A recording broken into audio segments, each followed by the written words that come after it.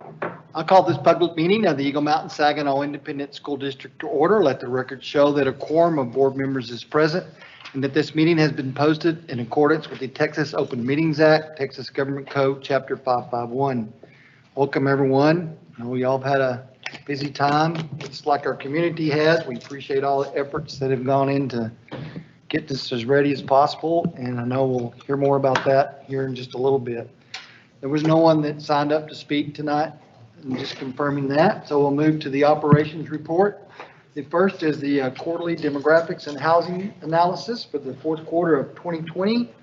And as I understand it, we're going to have a video presentation. Yes, sir. All right.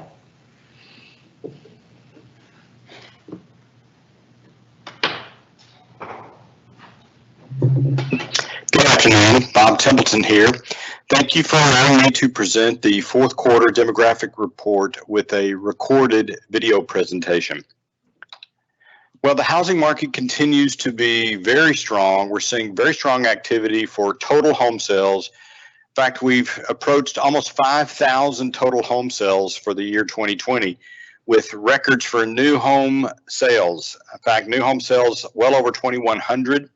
And luckily, the foreclosures and the REO sales have been held in check with very low numbers for distressed property sales. That's primarily attributed to the lenders offering forbearance on those distressed homeowners. So we're hopeful that we'll continue to see the forbearance and hopefully avoid a surge in foreclosures and bank-owned sales. The prices are also holding up very well. The average price for a new home is right at $278,000. The average price for a new home is at $264,000. So new home pricing and existing home prices also holding very well. The activity very strong. In fact, based on the annual closing ranking report, Eagle Mountain Saginaw is ranked 5th in the DFW region based on annual closings with 2,162. We started over 2,200 homes, so we do expect to see your closing number go up over the next couple of quarters. One area of concern is the vacant developed lot supply. We've got about 1,454 vacant developed lots available for builders to build on. We have 17,922 futures. We do know that there is a large amount of development activity that is underway, and we are hopeful that we will see the delivery of those lots in time to maintain this 2,200 per year pace. Now, looking at the starts and closings by quarter, and you'll notice that 2020, we had over 500 starts in all 4 quarters, which was the first time that we've seen that. Probably have to go all the way back to 2005 or 6 to see this amount of activity, this level of activity. Now, our closing number also doing very well. We closed 2,162. We do expect to see over 500 closings in both the first and the second quarter of 2021. So we are anticipating a little bit of surge in growth through the remainder of the school year. Now, here's the thematic map based on annual closings with your new elementary attendance zones with the Lake Country Elementary Edition added, or the Lake Country Zone added. We've also mapped your top 10 most active subdivisions. You'll notice that Lake Point, Pioneer Point Edition is your most active, but it is running out of lots. So we'll see if they can get some of those futures delivered to allow them to, maintain that 200 per year pace. Basswood Crossing is second, but you'll notice it's also now out of lots, so it'll drop off this list. And Twin Mill Farms also nearing, running out of lots, so they'll drop down this list as well. But then you've got Copper Creek and Parkview Hills, the Elkins area. They'll likely move up the list as they've got plenty of vacant developed lots to maintain their 100+ homes per year. The red elementary zones are closing more than 300 homes per year. The dark orange are closing between 201 and 300, and the orange are closing between 101 and 200 homes per year. So you can see right now the highest concentration is in Comanche Springs, Lake Point, Copper Creek, and then Dozier Elementaries. Those are your most active elementary zones based on annual closings. Now, where are the vacant developed lots? Well, this map is showing you the red zones have more than 225 vacant developed lots available. That would be in the Eagle Mountain Elementary Zone, Elkins Elementary Zone, and Copper Creek. So they'll be able to maintain their pace because of the supply of vacant developed lots.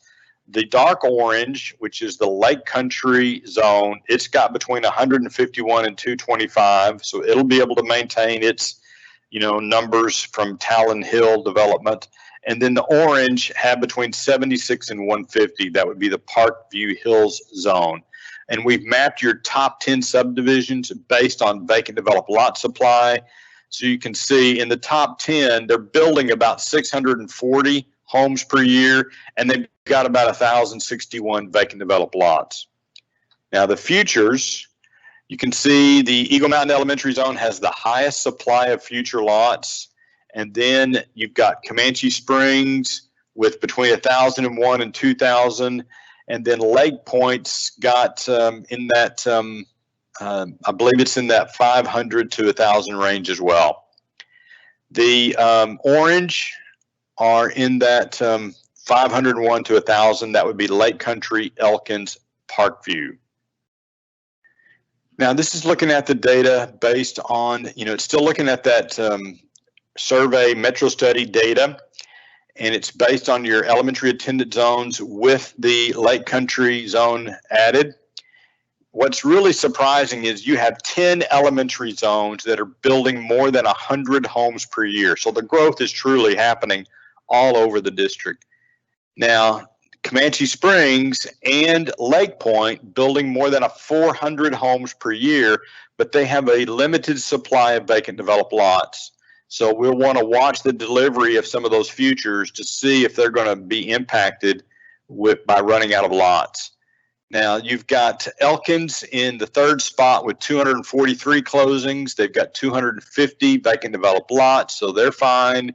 Copper Creek, it's likely going to move up the list because they've got plenty of vacant developed lots as well. Now on the district overview map, you can see the green shaded areas are active subdivisions that are building single family homes. The yellow are the futures.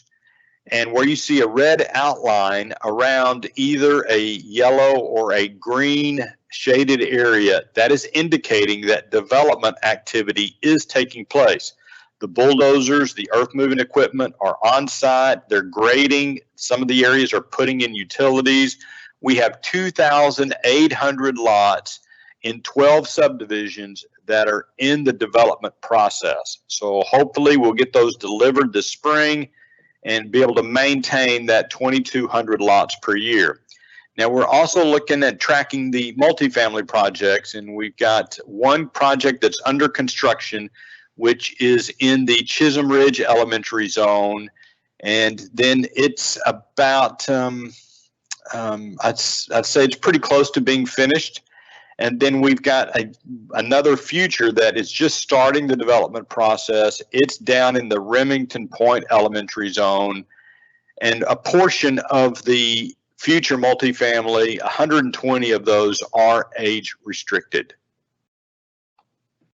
Some of the highlights, now we're going to send the education report that does have the details on all of the active subdivisions, but a couple of the highlights: Lake Point Elementary, the Lake Point and the Pioneer Point addition.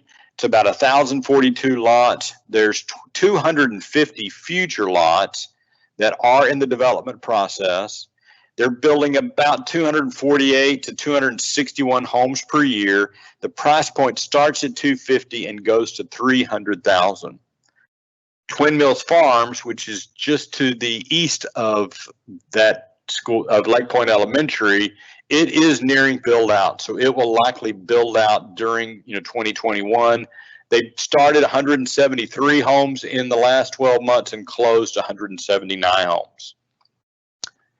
Now we're looking at Waters Bend, 1,207 total lots, 134 homes under construction, and they've started 335 homes in the last 12 months and closed 153. So very strong activity in Waters Bend, which is in the Comanche Springs Elementary Zone. Just to the south of there, we've got Barcy Ranch, 1,297 total lots, about 12 vacant developed lots. They do have 446 future lots. They started 130 homes and closed 156 homes in the last 12 months. That price point starts at $230,000 and goes up to $300,000. Copper Creek, which is located in the Copper Creek Elementary Attendance Zone, 917 total lots, 31 homes under construction. There's 198 vacant developed lots and 230 future lots. So shouldn't see a slowdown there because of vacant developed lot supply. They've started 134 homes and closed 152 homes in the last 12 months.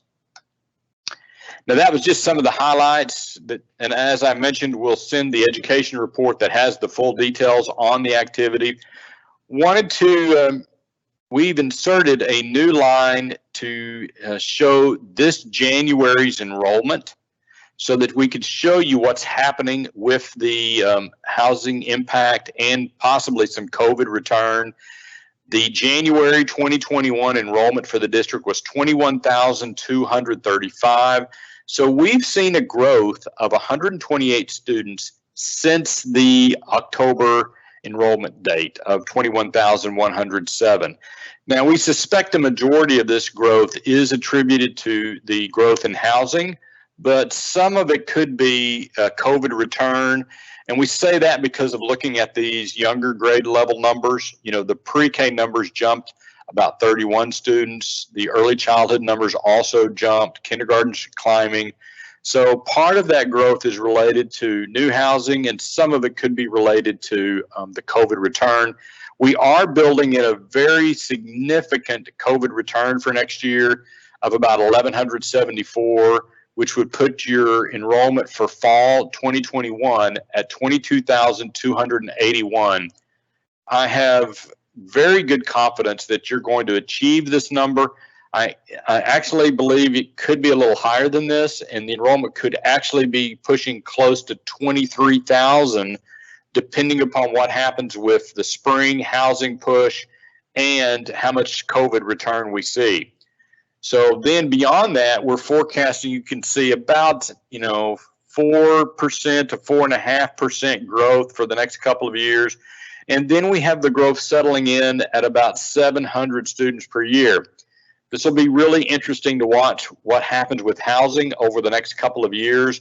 If we maintain 2,000 to 2,200 new homes per year, these numbers in 24, 25, 26 will likely be closer to 1,000 students per year. At the campus level, now we have built in the enrollment for the new elementary school. Lake Country's enrollment is estimated to be at about 518 for the fall of 2021.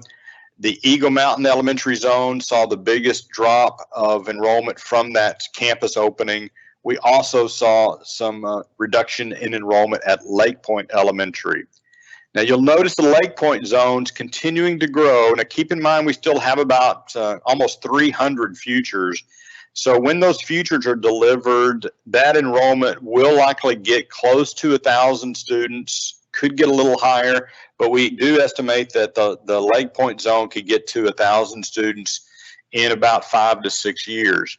Now your other elementaries that are seeing the most growth, Comanche Springs, and then Dozier Elementary, Chisholm Ridge Elementary are exceeding capacity in that 4 to 5 year period.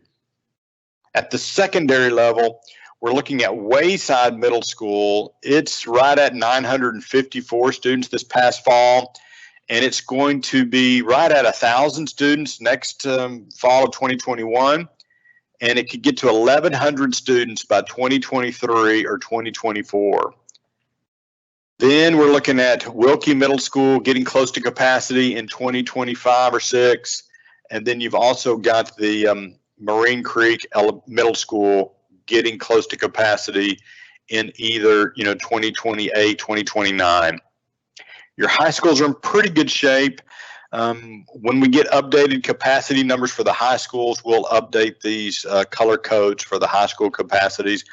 But overall, the high school enrollment is expected to exceed 7,000 students total in your high school campuses. And by 2026, could be right at 8,000 students in your high school campuses. In summary, the housing activity trend that began in 2013 continues to climb. So we're continuing to see increasing new housing activity. And we saw a total of about 5,000 total sales transactions for housing in 2020. New homes was about 2,200 of that. Eagle Mountain ISD has 35 actively building subdivisions, 21 future subdivisions that have various different levels of planning and development in the process. There's about 2,800 lots that are in the development process that should be delivered this spring, early summer. The forecast calls for enrollment of about 25,900 students by the 2025-2026 school year. And in 10 years, the enrollment could be 29,500. And I'll be online and be ready to answer any questions that you might have. So don't hesitate to either send your questions my way, or I'll be on with a phone call to help answer questions. Thank you. We do have Mr. Welch here to answer questions. I know he referred to a phone call, but actually he's here. He knows this data backwards and forwards, so turn it over to him. Yeah. I'm setting high expectations here. That's good. Thank you, Dr. Chairman. Well, I know it's true. Bottom line, 800 students. That's a lot of rooms, a lot of teachers in elementary when you look at that. So I did have one question. I don't know if you'll know it or not, but the logic used behind that big growth and the comeback of the COVID related, I mean, how are they getting to that mathematically? Is it just reapplying their old formulas based on housing, or is it something else? it's based on the rebound, the COVID. So they had to come up with some metrics for that. And that was like 128 students. So we kind of been tracking that since January to see if we're going to hit those benchmarks.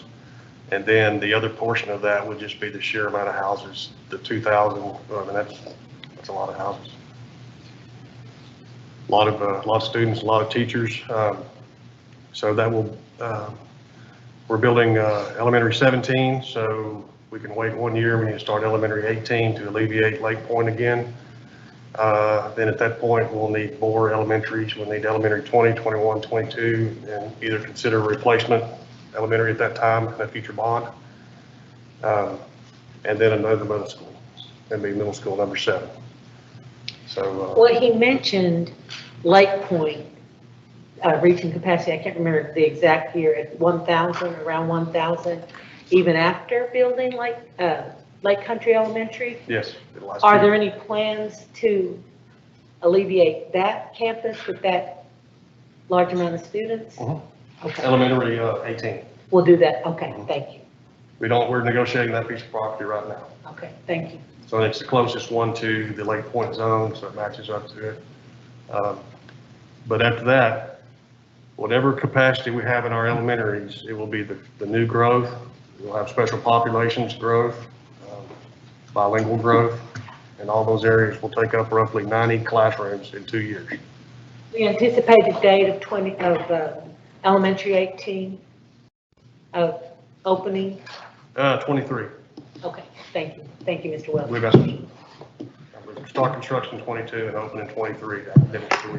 And Ms. Hatley, one reason not to, I would say, balance Lake Point and pull more kids off is that when that next elementary came on, they would then move again. Okay. And so we're trying to avoid moving them, too many times. And that elementary will be approximately between Eagle Mountain and Lake Points in that new subdivision there, where Mr. Welch has been working on purchasing property. Change that attendance zone. Yes, sir. Yes, ma'am. That way they move one time and not twice. Yes, that's good for the families. Thank you. So is the size we're building still about the same?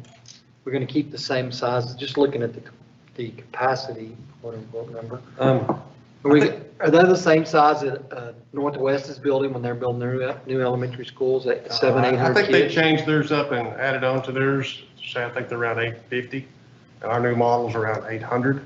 But I think we're at a certain part where we need to look, especially with the next middle school and a future elementary and where we're going to put it, like on the Krantz farm, when we're negotiating that one, that may end up recommending a larger elementary and just have 2 elementaries to 1 middle school on that Right. side.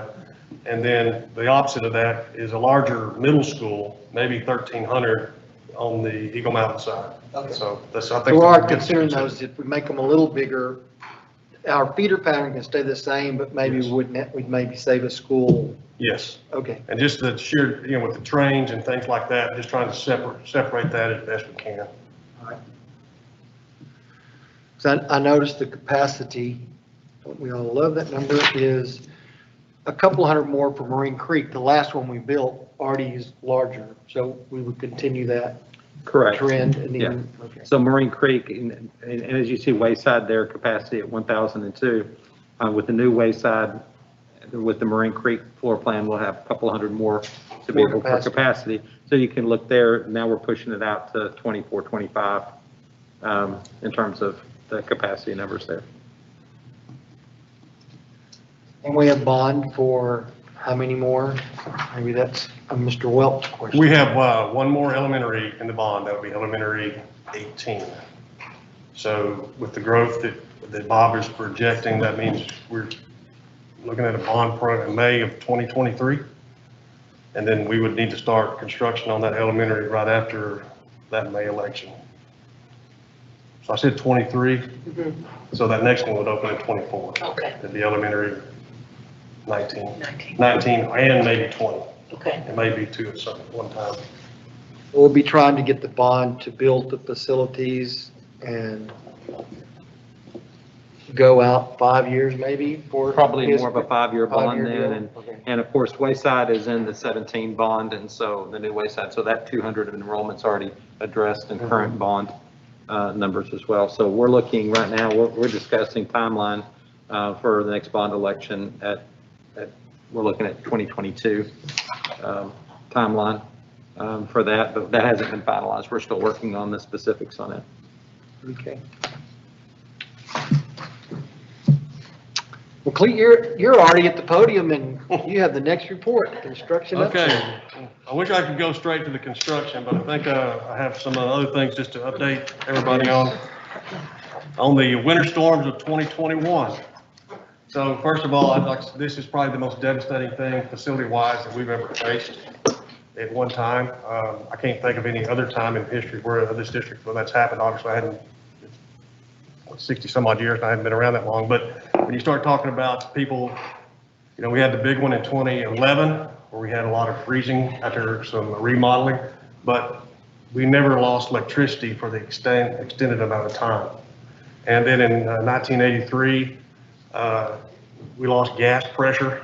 The gas companies turned some of that off, so some schools experienced some pipe issues there. But losing electricity for 4 days and having weak gas pressure, and then not having some water supply, all those 3, we've never faced all that.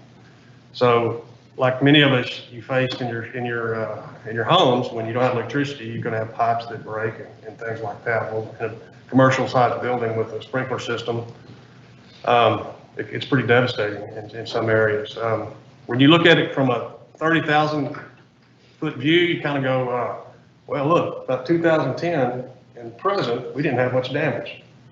So the building codes are tighter, the energy codes are tighter. We had to pay more money for it, but your envelope's better. And then when you start going to 2007, 2008, you can start seeing some of your older buildings had some issues. So, first thing I have to say is this: the people that came up to help us driving in the snow and the ice and all that. Some of the maintenance folks that came up to help us there. Then later on, we brought the custodians up.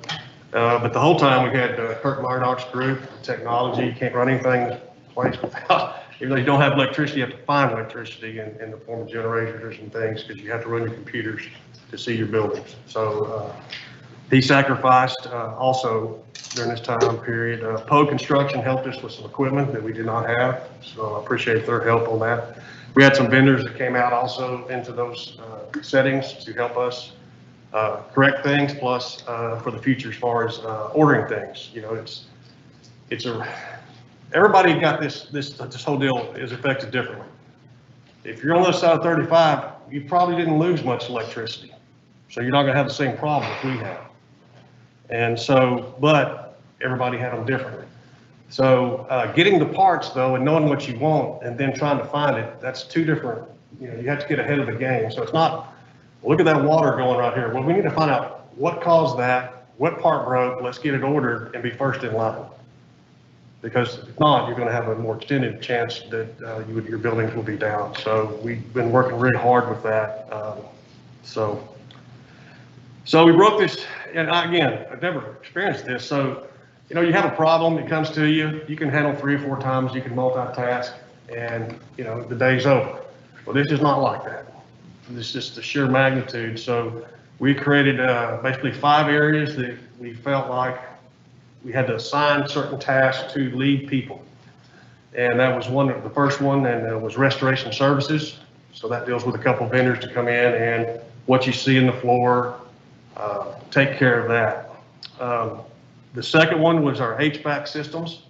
So that was led by our lead and his technicians. The third one, which was probably the more, no, I'm not gonna say it's the most important, but it was definitely the most difficult to coordinate, was the water systems. So you have 2 different areas there. You have your domestic and you have your fire. And so all those had to be turned off because of the pipes that were breaking. Then you have to bring them back on. And so just imagine elementary versus a high school, how many people have to spread out. So if you turn it back on, you got to find a leak, and how quickly you find it, and then whatever mess that might create.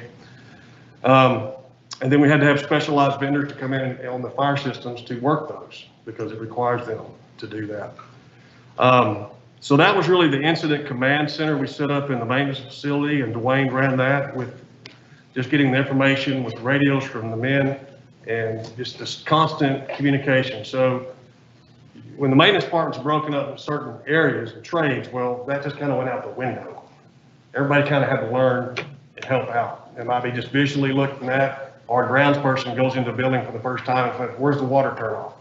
So they had to multitask in a lot of those areas and be able to communicate there and take pictures. I guess technology was good about that. Just take a picture of it. I'll know what size part that is so the plumbers can order it. So it was just a mass amount of trying to communicate and keep that going.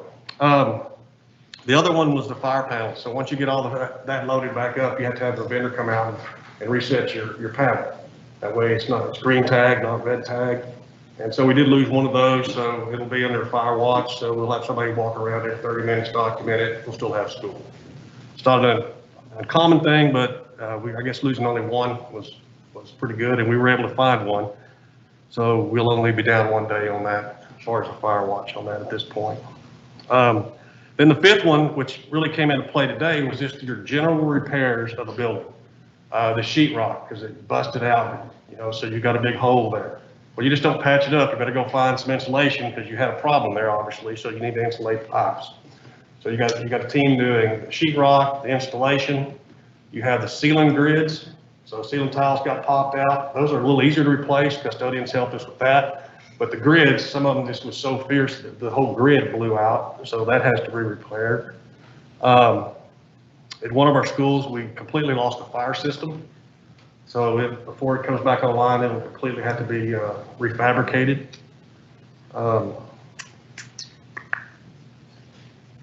Let's talk about carpet replacement. So depending on what destroyed the carpet, it could have been a domestic where you just kind of clean it up and mitigate it with restoration. But if it had a fire system where it dumped the black water on the carpet, that carpet's going to have to go away. So we're ripping that out. We'll have to get in new carpet. That'll take 3 or 4 days. As soon as we evaluated that today, and we have somebody ordering it.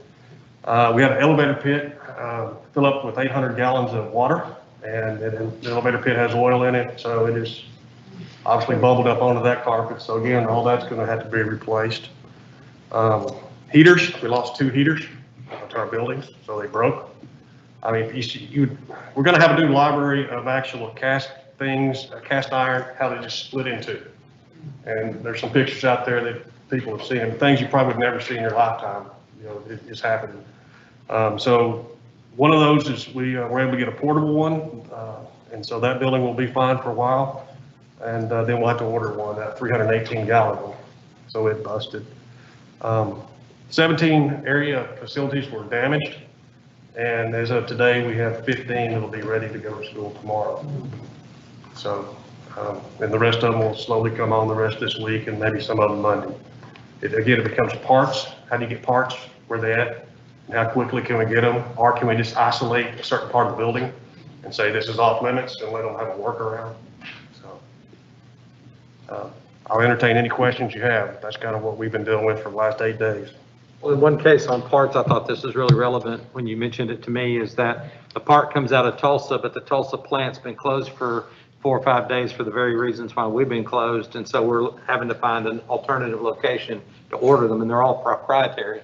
You know, we're not running down to Home Depot or Lowe's to get these systems. So in some cases, it's become really challenging to get those parts and to address it. The elbow grease, just getting out there and working, I mean, like he said, people have done incredible work there, but it's gone beyond that. It's been able to actually replace the equipment and the systems, and to make sure that we have the quality of space that we would expect. All these spaces that have tainted carpet, we will not put students back on those carpets. We'll either take them out and for a period of time have concrete for a couple of days and then replace those, or have them replaced before students come back in.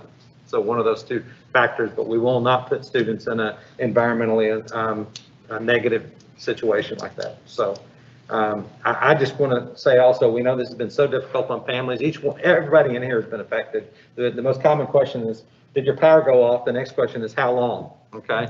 Third question is, what busted? And so we all have this kind of list. You look at that over millions of square feet. One of our high schools is 500,000 square feet. To give you an idea, you put that over every closet, every sink. And this very room was filled with water, as many of you know, from a pipe that was in that corner most likely because of sink that's in that closet that's never used, okay?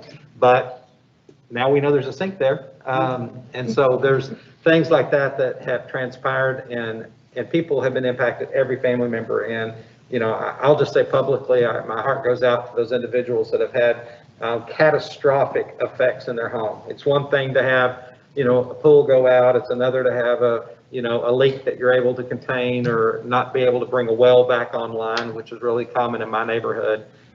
It's another to have your entire first story ceiling go out and have to deal with that. And the families that have been affected, it's heartbreaking.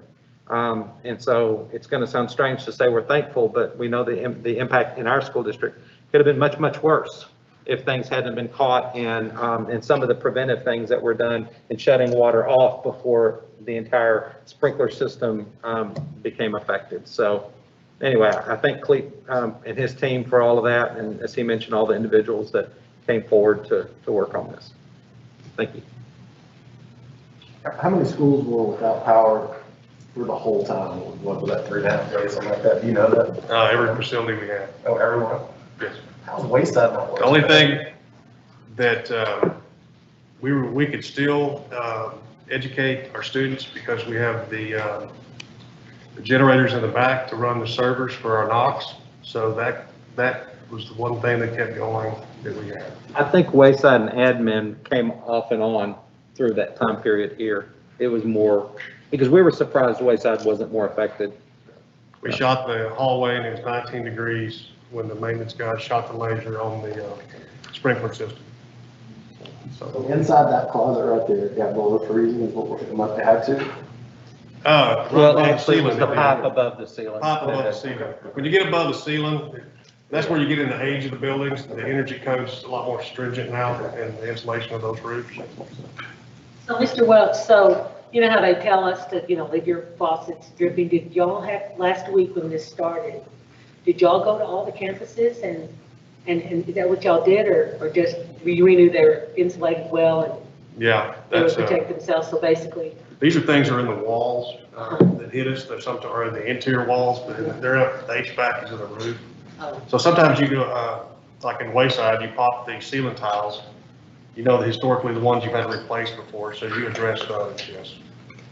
well, I know all of us feel the same way, and we just have great leadership in every department, and we just appreciate the leadership at maintenance and operation, and the fact that I understand another department provided meals for our men, and I just, it was just a nice camaraderie, bringing in technology and everyone else, so we just want to thank you and thank your I staff. think we realized how it was going to be a bad situation, but for 4 days, no one would have predicted that would happen. Another question, could you even, if you knew this was gonna happen again, can you even turn the fire suppression off? It seemed like you couldn't even do that, could you? I mean, insurance, No. legality, you couldn't do it, right? Okay. And you hit on something, because the domestic water supply would be affected, by letting your faucets drip and whatnot, but it's the other systems, it's the HVAC and the fire suppression systems, and those are the ones that were more often affected, because all that is up, by definition, all your sprinklers are in the ceiling, so that's a challenge. Or they just construct them differently up north in Michigan, Minnesota? I would say, we have Lisa and Lauren here, but they under a different building code based on the zones that they're in, I believe. The loads of the roof, the snow loads, all that. Just like our electrical grid, it's different here than it is up north. Plus, I heard We it don't was usually colder than lose Alaska. power up north. I mean, a it lot wasn't- of we this- just that's never, we related to didn't that. realize it was going to be this severe. And it was a tundra. Thank you. Well, part of the reality is, you kind of just hit it, if the power had not gone out, we would not be talking about this in such great detail. And as y'all looked out, Texas is dealing with ice storms forever. This wasn't an ice storm. You went out, you saw no ice on the trees. That's when your power lines get hit from a falling tree. None of that happened. This was simply a complete failure of our energy grid. For whatever reasons that are out there, we know what we read and heard, but regardless, it's not anything we could have stopped in that way. The power, just as you said, the power just doesn't go off in other areas of the country like this. So. Yeah, I lived in Iowa 3.5 years and we never had this with negative 60 wind chill factors. We never lost electricity. So then it's mainly the power deal. So it wouldn't be, this may be a question for Lisa since she's here. You wouldn't do the buildings any differently then going forward, or are there some things that you would do differently to have, after having gone through this? I think that we learned some things that we can help with, especially on the triage part. Being able to map certain things so that, anybody who can be a hand can help, facilitate that. But we are, we're talking internally about what to do together. To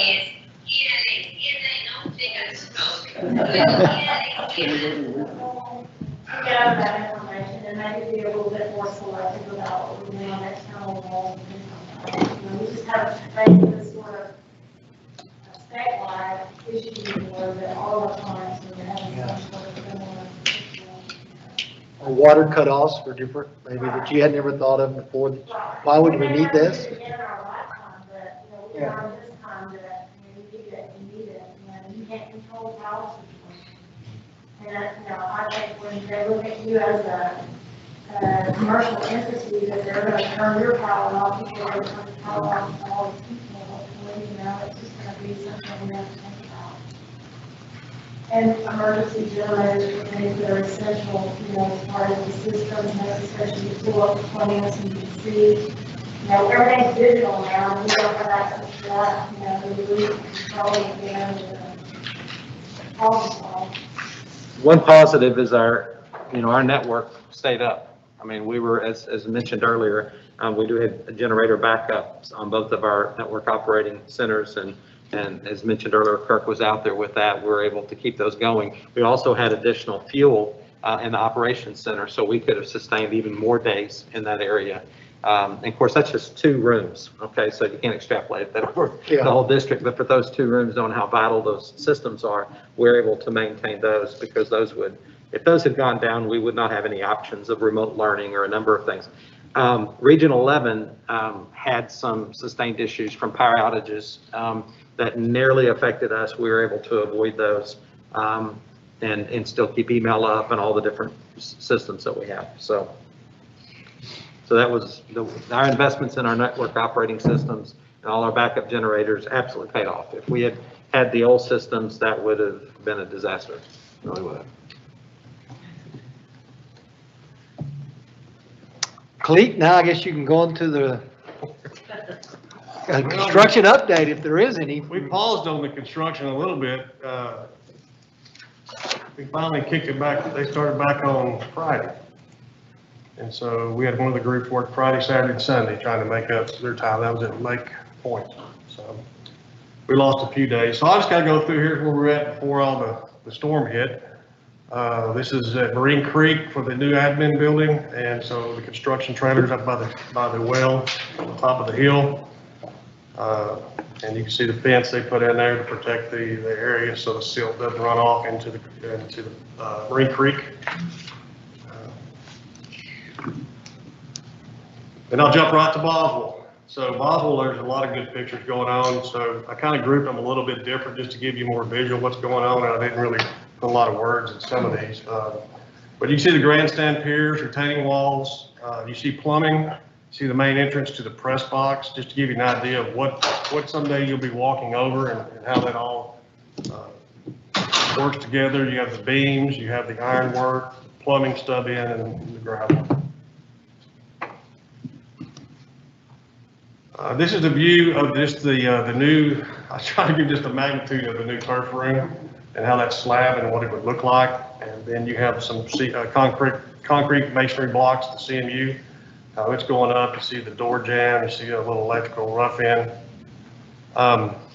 This is probably a picture where I want to kind of explain last month we talked about the visitors bleachers. So you can see this picture, that is our current bleachers. And so to hold 3,900 visitors, the bleachers would go extend. If you look, they'll continue to extend upwards up to 56 feet. And you can see that construction fence out there between that and the old turf room. That's about the extent that they would carry out. So they're going to be not as wide, but they'll be more vertical, just for the simple things that we're dealing with on the grades on this. So looking at our monies on this, it's going to be tight. So we decided at this point that we're going like the model that gets us the bleachers and the bare minimum. So some things that, so when we talk about that, this will not have any storage underneath it. It will not, you see those columns where you see just the ironwork, it will have no masonry around there at this time. And that'll be around all the columns, which the home side does. It'll have 3 vomitories that you come up. But I would say when we go back and put the storage in and we put the concourse in, that part would be something that we put in would be temporary. So whatever that costs, you know, that would just be something that we'd have to do just to get us by for that point. Also on the front, you have a masonry wall. On this model that we have, just because of the money, there wouldn't be a masonry wall. So we'd have to put metal there so you don't see underneath the bleachers from the field. So eventually that could be something that we just have to take out and get rid of. So it's around $1.6 million. And it's about, roughly $450,000 to $500,000 short of just doing the concourse and a little nicer look on the back end and on the front with the masonry. And then the storage units, obviously in the future would be a little more than that. But so what I hear you saying, so we're about $450,000 or $500,000 kind of short as far as where you think the money would come from now to get us to a bare minimum, but would still be able to have the concrete, the bricks around the support structures, and the $450,000 to $500,000, and would still get the brick around the where the metal is going to be. It would in the front. In the front from the field view. To wrap them on the columns, that would be that's another add of about $400,000. But to put the front, the wall facing the stands or facing the field, and putting the concourse underneath, tying all 3 vomitories together, and kind of a straight run to the concession stand, roughly $450,000 to $500,000. And Yeah, we may have some of that money that falls out. We still have to save enough just to. Just don't know exactly yet, but what I hear you say too is though, we're gonna be putting money towards a temporary fix that we would end up having to tear out whenever we decided to do the other. So what if we did not want to do the, waste the money on the temporary stuff that we're going to do and look at not doing the temporary stuff and possibly doing the bare minimum of the 450 to 500,000 because you're not for sure if that it's going to be tied. But what if we said, if we can, don't do the temporary, but do the other, maybe come back to the board with a change order to do that. I would hate for us to go waste the money to do something temporary when we're talking in the whole scheme of things we're talking bare minimum, that is a lot more bare minimum than the 450 to 500,000. So how much would that cost to do of stuff we'd be tearing out, 50, 100,000? Yeah. So that would end up going to the project. And so that would at the cut end of the off. project, we would just come back and ask for an amended contract, be a change order I mean, to the contract. I think I'd like to see something like that done. If Cleet thinks that would be possible, he could. I'd hate to see us waste $50,000 or $100,000 on something temporary when we're looking at 450 or 500,000 total. If he thought that could work, then he could come back to the board with a change order to make that look a lot better than it would by doing the temporary stuff that's going to be torn out. You didn't put the temporary up, you just have an open, you just look, It'd be like a long runway, kind of. how like it is now, or, No, that's in the back, oh, in the back? in the back. But it's just aesthetics, isn't it? It has nothing to do with safety or anything? Well, I don't know about, it has a little more to do with aesthetics because it's going to be, like right now, you have to run up the front in front of everybody. And then if you want to leave out the back and go to the concession, you're going to go down a hill. Then you're going to have to walk back up the hill to get the concession stand if you go down the lavatories. Or your other option would be just to walk in front of everybody, which would be on the same level as the concession stand. But safety, it's a better flow traffic, probably the best way to say it. So the catch area that would not be in front of the bleachers, it'd be under the bleachers? It'd be in both. In both? In both. The total offset, if we spend 100,000 on the temporary stuff and the cost is 450, we're really, we could save that 100, and we really would be 350 because we would have saved the 100,000. That instead of 450, it's going to be 550, and then you take the 100 off, so you're saving $100,000 in a whole thing. It just doesn't look like that's that much more expensive if you could find the money. I mean, I'm not saying do it if we don't have the money, but I think Well, it'll be close. I mean, it's just going to be close. So you just got to, if we go that route, there's a possibility there'll be a change order at the end. That's really what it would be. But if you can't find the money, then you go the temporary route. Correct. And then we're still,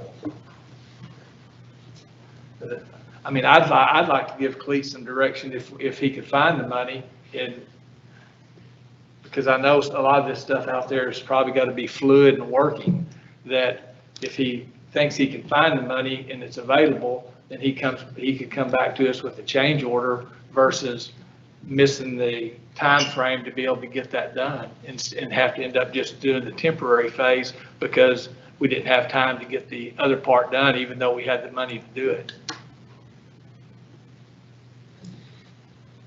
All right. Thoughts? It's kind of hard to know because we don't know how much is going to be there. Doesn't sound like that much different. Sound like it almost could come as repairs, but maybe not. guess just whether it comes out of M&O or finance, It'd come out of the bond. or whether it comes out of the bond. No, I think what Kim says it makes sense, because it is like throwing $100,000 away in the grand scheme of it, so if we could. Just go straight to the go finished straight to the product. Finished and not- product and have it look like it's supposed to.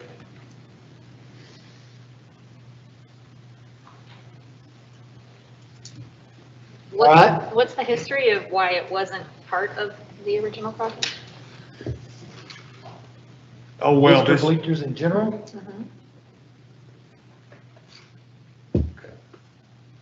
the bleachers the visitor bleachers, we're trying to do that based on the direction I heard last month, that this is to fallout money from the project. Right, but it wasn't originally included. Why was that decision made originally that we weren't going to do them? We didn't think we needed them at the time? I mean, Well, yeah, just the whole bond project starts to, just starts to add it up. made the project too expensive, so we only wanted to do it if we could keep it under certain, I'm It just trying was to figure just, out what the original thinking was, why it wasn't part of the Well, I think original. what happened here, the priority on the bond committee were the areas that were more important, such as the shower facility issues that we had, all the locker room issues that we had. And so really the focus was on those areas, and also on the home side of having the drive up and removing that baseball field and putting concrete parking around.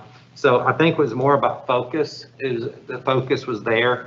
Then we got into the project, and it's like any kind of home improvement project. You do one thing, go, well, I've done that. It looked kind of strange next to this. And then the project started to expand. And so we went and, changed the press box. We changed the rake to the home side bleachers. And then once we did that, we looked at this and said, well, what if we go ahead and do this? These are all good things. So I think it really had to do with the project expanding based upon other things. But originally, it's not that anyone said, no, we shouldn't do it. That's what I'm trying to, It this really wasn't a wasn't thing that. of The people said, focus we don't was- want to invest in that. That's wasn't not what a happened no. with that committee. This It's was just a if we can focus. afford it, add it, like we talked about some of those things, being able to do if we could afford it in the project. And those visitor stands have been put together over several years, so there's several rows, and then they're kind of welded together to the next row, so there's probably some issues we would have to address sooner rather than later at some point. When you really start to look at them, then they need to be replaced. There's really, Yeah. But there was no one that ever said in the committee or the process that we shouldn't do this side. There was none of that, just more focus on other areas of need. All right, Clete, if you can get it done. okay, Get her done. we'll set Get her your done. form back. Thank you, Clete. Spend our money. That would be great. Okay, well, if we go to more pictures, we're spending money. There's some steel supports. This is the kind of a coordinator's office looking on the far left, and then on the one on the right, that is the new hallway where the students will come out of the back of Boswell. You can see the little white structure where they come out now, and they used to go to the ag building. Now they'll come down this little hallway into the football area. This is the, looking up at the weight room, and then you see the little ledge that you have, and right underneath that is the varsity and JV locker rooms. And I mentioned locker rooms, so this is what they look like now, the CMU blocks and how they've been put together. And also you got the rough-in shower on the bottom right. You see the ductwork, you see the decking at the top. So you come around the corner, this is the main runway now that used to go to ag. And so you have some trophy cases to the left, and you have a long hallway, and you have the second floor that's starting to be built. Gymnastics. So if you ever remember Boswell, there was just always that strange wall between gymnastics and the original field house. It was there. This is what it looks like on the top right now. That has been turned into storage. They still have to cut out the holes into the original. On your left, that is the main, that's the wall for the gymnastics. It's been there since 1994. So we were able to capture that, and we wanted the space to be larger, but we were able to at least get the storage and get some of the things out of and kind of unclutter their space. And then there's new locker rooms and coaches' offices are over left. And this is just an overall picture looking into the coaches' offices. And so they have a lot more workspace than they were accustomed to having. It's on the line of Chisholm Trail High School. So when you walk down the main hallway, you start to see the steel beams and then joist up above, and you can also see some doorways. So all that's kind of coming together in the second floor. Training room on the left, and that's one of the trainer's offices with the windows looking out to the field. The larger one, that's just a JV, that's a freshman locker room on the far two, the ones on the right. And Lake Country Elementary, so fast and furious, still August 1st. I mean, that's when the keys go to the principal. So we're still moving along for that, meet that date, hopefully get it beforehand. A lot of different changes we've had. This is on the top right, that's the tornado shelter with the big crane putting it in, tilt wall construction. So they're still working on that. The main entrance, you see the main roof, drive that in. So if you remember the golf course, a lot of people used to walk around the golf course. It was even before we bought the property. So they would walk on the old cart paths. So what we tried to do is be able to tie into that philosophy. So we built a sidewalk on the eastern part of our property so that they'll be able to go from the clubhouse kind of area, cross our street, get on this sidewalk and go all the way down toward the old, what was that? I guess our northern entrance, but it ties into the northern part of the old golf course. So, but still, we're able to put that in for the community. And this picture of the catch basin, and then that's the new drive on this for the parents on the north side. Oh, going inside, you got the kitchen hood at 90% complete. You got the fur downs in the cafeteria, geo wells on the right, and you have the freezer coolers on the bottom. And this is what was really exciting. We started to get the walls and the frames, door frames. So that is the first floor academic wing. So it is definitely in progress. And this is looking down the second academic wing, and you got the columns that are progressing also in that area. Moving on to the maintenance facility, they're finishing up on the racks so we can store things on those. And you have the gentleman up there putting I believe he's putting the fan together. Doesn't have the blades on it yet, but he's putting electrical. And you can notice the lighting. That is what an LED lighting looks like. It's probably unrealistic the way the picture picked it up, but changing any building to LED lighting makes a big difference in the feel and what you see and how you can get around it. And this is the little workroom area in an office for the maintenance receiving, whoever's going to be the receive all our goods that come to the loading dock. We're going to go ahead. We didn't have an office down there, so they really didn't kind of know where to go. So when they're ready to load, so we'll have that person down here, so they'll be more readily accessible. And we continue to work on the security upgrades, access control, storefront hardware. So we have had some completion at Bryson, Chisholm Trail, and Prairie Vista, and the cameras and IDF color cabling have been completed also. We continue with Eagle Mountain High School, and on the wayside, we have a presentation from Bill Kay, quickly showing the site design and things we're looking for this wayside site. So Lauren Brown and Lisa Bartman. I don't know. Yep, come on. Okay.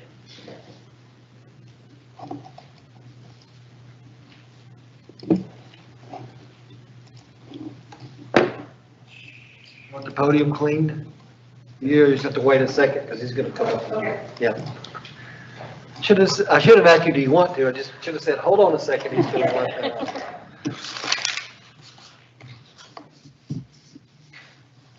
There you go. Like when I ask my kids. Josh if is they up there. wanna Yeah. As hold Josh their is up there, I don't want to vote, miss an take their vote. opportunity. He has been incredible here, part of the team, getting everything ready. Well, Good evening. Thank you, President Newcomb, Dr. Chadwell, and members of the board. I'm here to give you an update on the Wayside Middle School schematic design. And I am Lauren Brown with BLK Architects, by the way. So this is an overview of what we'll touch on today. So the Wayside Middle School replacement is based on the Marine Creek Middle School prototype design. So the architectural features, the site organization, and the community features are consistent with the Marine Creek design. But because of the specifics of the Wayside Middle School replacement, the majority of this presentation is going to concentrate on the complexities of the site. So this is the overall existing site as it is today. So you can see the admin building where we are right now, along with the existing Wayside off of Bailey Boswell Road, and also the existing annex buildings and football field and the tennis courts. So this is the overall site plan for the Wayside replacement. And as you can see with the red arrows, that indicates the bus traffic loop. We've had several discussions with the city of Saginaw, so we wanted to maintain the connection off of Bailey Boswell Road. So you can see how the site bus circulation would work on the east side of the site. And off of Old Decatur Road, with the blue arrows, that indicates the parent traffic loop. We also have the tennis courts located on the north side of the site, along with the football field and the track and field events on the east side of the site.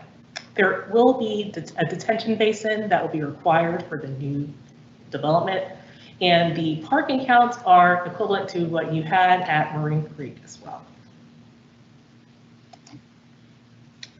This is the first floor, and I indicated the modifications to the plan that we had the opportunity to meet with the heads of the departments and to hear some feedback on how Marine Creek is working for them. And the comments were few, which I think is a good sign because y'all spent the time to make sure that to address the needs of the faculty and also the students and all the parents. So, but we did have to address the fact that this facility is required to have a storm shelter. So that's indicated with the red outline, that pink area, that's the fine arts area. And there was also the opportunity to make the layout more efficient because that storm shelter is to house the student and the faculty and staff. So approximately 1,200 people need to be accommodated in the storm shelter. So where the green boxes on the slide north on the east side of the site, that's where the drama classroom was approximately located. So we brought it adjacent to the other fine arts area. So functionally it works better, and that also gives you the capacity that you need for the storm shelter. There is also that green box is the athletic storage, which was an outbuilding on Marine Creek, but because of the proximity of the football field, we were able to encompass that athletic storage into the main building. So making it more efficient, and you still have the adjacency that you need to the football field. During our meetings with the city of Saginaw, it was discussed to have a loop, a fire lane around the building. So that's what you're going to see on the east side, outside of here. Let me see. This is the new fire lane that's wrapping the building. So we're still maintaining that courtyard area here, and you still have the football field that's approximately in this area here. So you're in close proximity to the athletic storage here. Is the fire lane the same as the bus loop then? Is that the same? That is road you're correct. showing us? Okay. It is. On the second level, this area here is the tech lab, and there was also an opportunity to resize this space to make it, because it full function similar to a computer lab. So we were able to gain 3 flex spaces here that could be used by several departments or programs. So we did not increase the program square footage to make this happen, but we found an opportunity to be more efficient with that square footage. So here are some interior renderings, and really this is just to identify we're using a cooler palette similar to what you have at the existing Wayside. So this is the shot of the media center, that learning there. Here's a shot from the upper level. The collaboration space. So I wanted to go through the project construction phasing. We took the opportunity to meet with, again, the city of Saginaw because their input was vital with the construction phasing because of the existing buildings that will be occupied during the course of construction. And we met with a local contractor as well, so they could inform us of the construction phasing. So at the bottom of the slide, you'll see the projected project construction. And for the purposes of this presentation, I went ahead and put dates on the slide, but just know that this obviously can adjust, but this will give you an idea of the timeline it would take for the replacement. So I have the construction starting in November 2021, and it goes to the board in October, and the project completion in January 2024. So this is the existing site as it is today. In that lighter blue, you see the detention basins located. So here, here, here, and here, that's all existing. In red, you see the existing fire lanes, existing football field, track, field events, and then admin building, and then you have the annex buildings behind here, and then the associated parking. So during our initial discussions with the city of Saginaw, we wanted to maintain a portion of the existing fire lane to meet their requirements for the hose lay for the fire apparatus trucks. So you can see that this dash portion, it's agreed upon with the city and that they can maintain the safety and the fire lane distance or fire hose lay for the existing building to demo this portion of fire lane and put a construction fence. And this would be utilized for their coverage. This is a portion of existing fire lane here, and then this portion of existing fire lane here. And this would remain untouched here. But that first phase would be demoing the football field, the tennis courts, the field events, and the annex buildings and the detention ponds. The portion of an existing high pressure gas line is scheduled to be abandoned in place by Atmos at the end of the year. So that line is shown to be removed as a part of this project. I wanted to take time and show you a potential proposed location for a temporary field location. And at the bottom, you'll see that the football field would be out of commission for a couple of years. So it's proposed across the street from Bryson Elementary to have a temporary football field to be utilized by the Wayside students during the course of construction. So by March, it's anticipated that the annex buildings would be demolished, the football field, tennis courts would be demolished. We would still have the administration building and of course Wayside Middle School. So we would maintain the fire lane and parking and access around the existing administration building. And of course we would have the parking fire lanes working for, and functional up and running for the existing Wayside. So during the course of construction, the new drive that ties into the existing fire lane will be built on the east side of the building. Construct grading and construction on the new detention basin would take place. The new parking and drives on the south side of the site would go in. We're still maintaining the existing parking around the administration building. And I just located and noted the number of parking spaces that you would have available during construction. And again, we still have the fire lanes here, existing fire lanes here, and this loop here that ties into this fire lane here.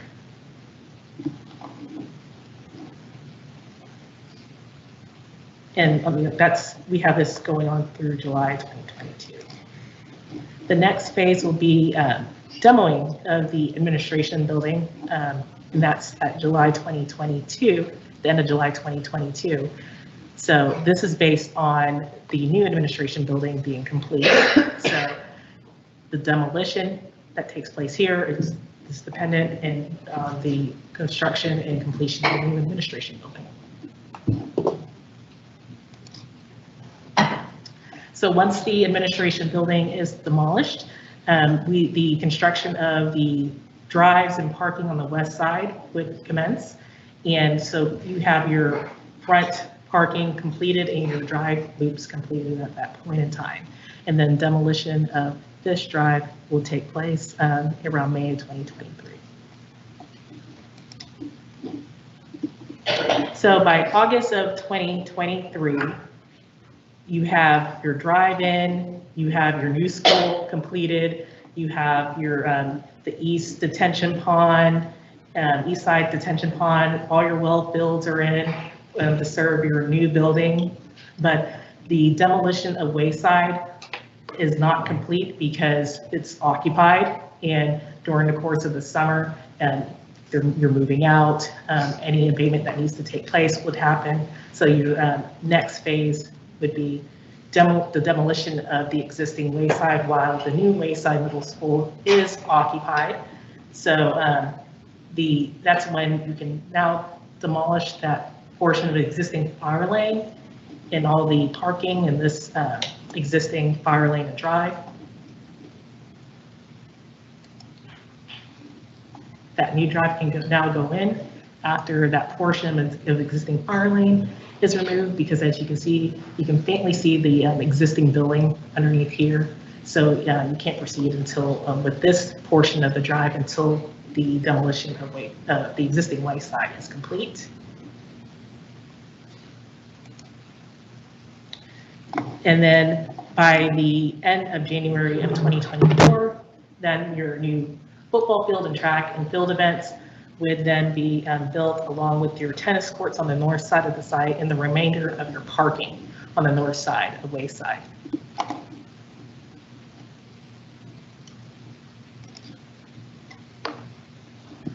Okay, so I know that was a lot of information. So I'm going to open it up to any questions that you may have. Is the field across there from Bryson also going to have the track and the field events, or are those going to be just moved to another campus or Wayside? I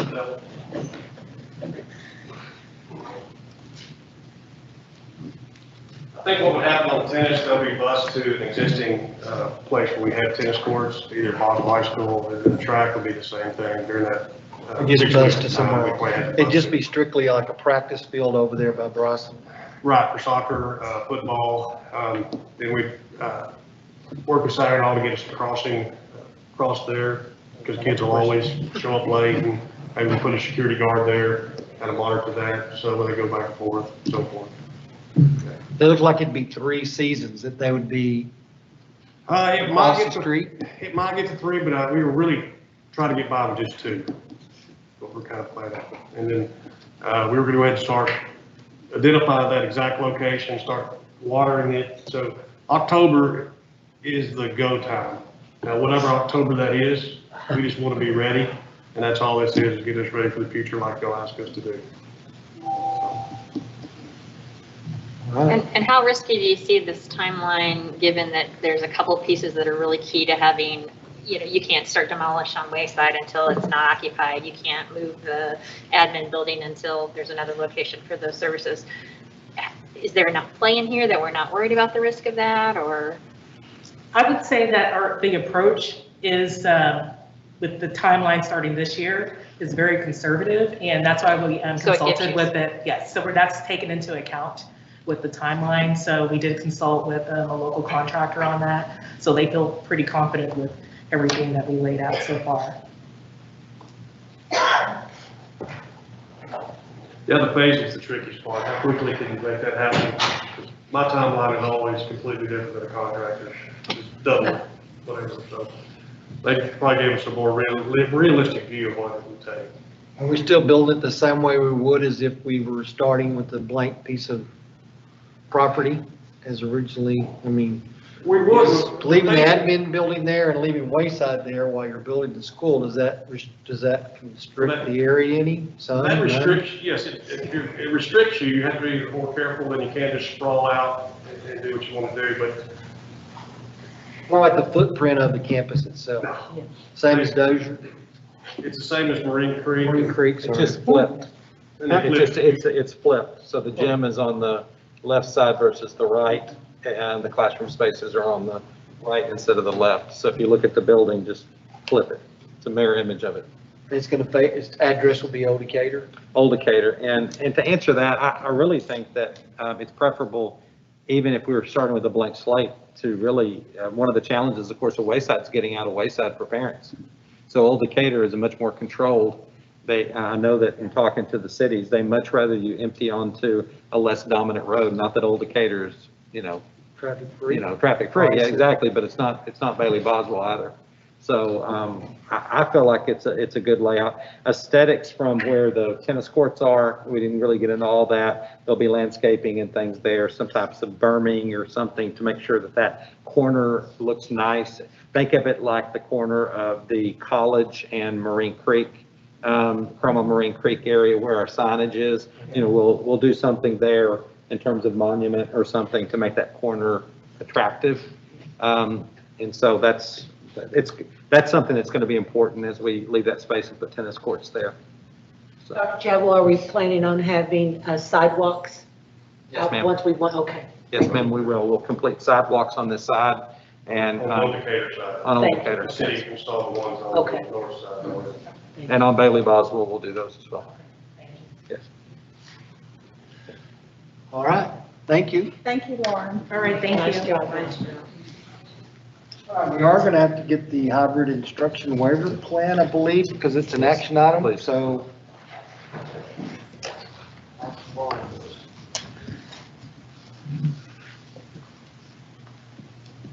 How are y'all today? Good.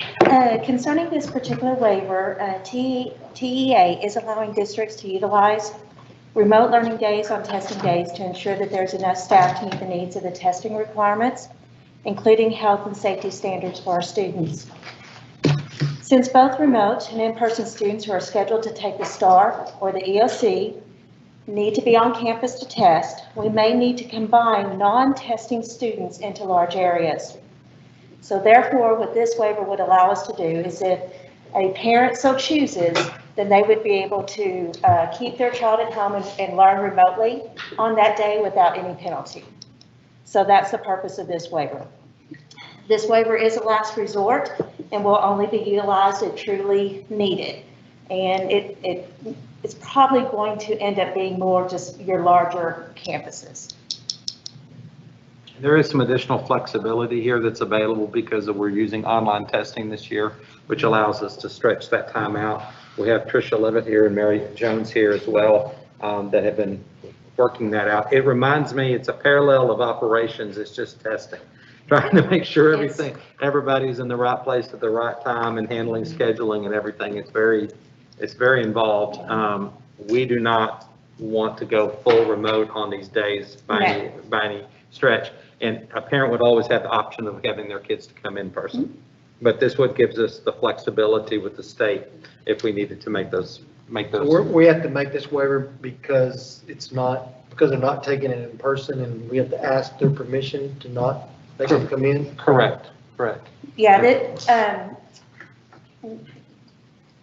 the state at this point, as of today, has it to where a student we can't just say someone's going to go remote, or a parent can't say, I'm going to go remote today. And so they are allowing us the opportunity to have a waiver. And normally we tend to do waivers, after the fact, but with this one, the state is asking us to do it prior to testing, whether we use it or not. And it's again, based solely on if a parent again chooses that they prefer for their student not to attend that day because they're not testing and they do not want their child in a large gym or a large cafeteria or so forth with others, then that parent would have that right to keep their child at home, participate asynchronously, and they would not have any academic or attendance penalties. And the state's going to accept that result the same as?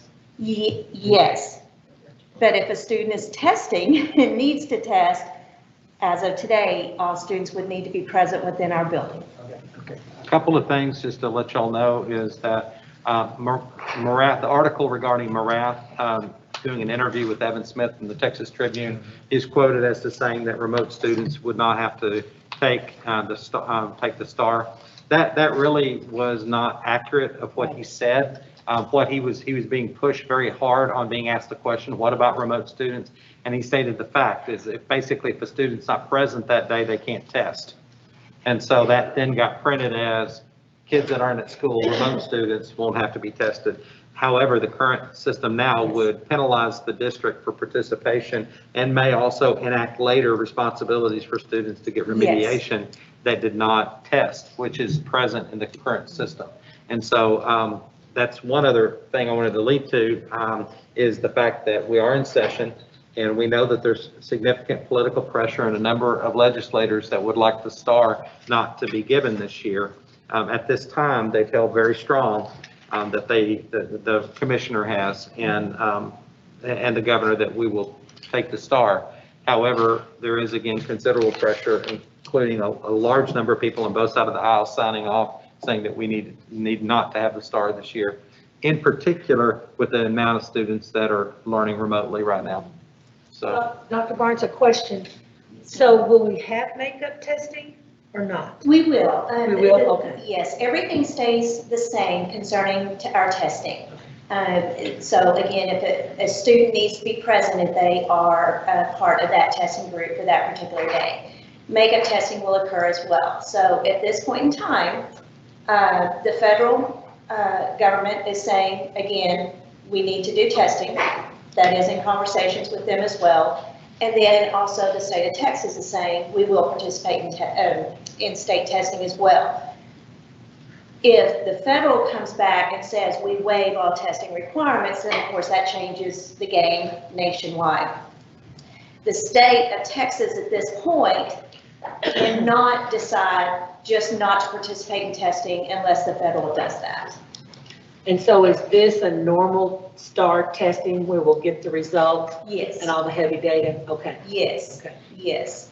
It will account for accountability ratings. That's what I was going to Yeah, ask. it's No A through D ratings. Yeah, it's just ratings only. We will still receive our data. Students that are participating in end of course testing still have to do that to be able to graduate. So again, it's just like any other year when it comes to the student. And this is coming back for an action item, so not that you couldn't ask any additional questions, but are there any questions on this right now? All right, thank you, Dr. Barnes. Thank y'all. Mary, is that what y'all were here for too? Okay, just wanted to make sure we got you in there. I think the other two, we can wait because we're. All right, it is currently 6:22 p.m. I have no idea. February 22nd, 2021, this board will now recess for dinner and then reconvene in a closed meeting pursuant to the following sections of the Texas Open Meetings Act. Section 551.071, purpose of consultation with board's attorney. 551.072, purpose of deliberating a purchase, exchange, lease, or value of real property.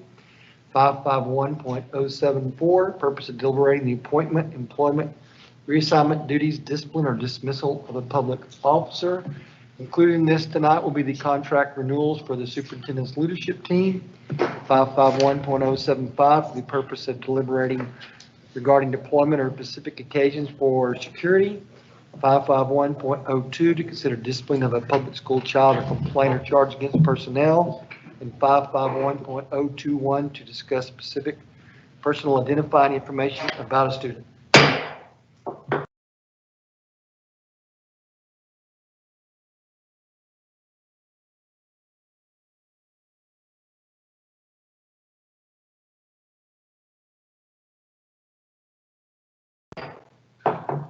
This is a public meeting of the Board of Education of the Eagle Mountain Saginaw Independent School District. The board is reconvening the public meeting on February 22nd, 2021 at 7:15 p.m. and will now consider the subject set forth in the posted agenda.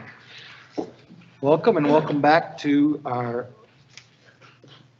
7 o'clock meeting. Again, I want to express personal appreciation to staff here, Dr. Chabel and the leadership team.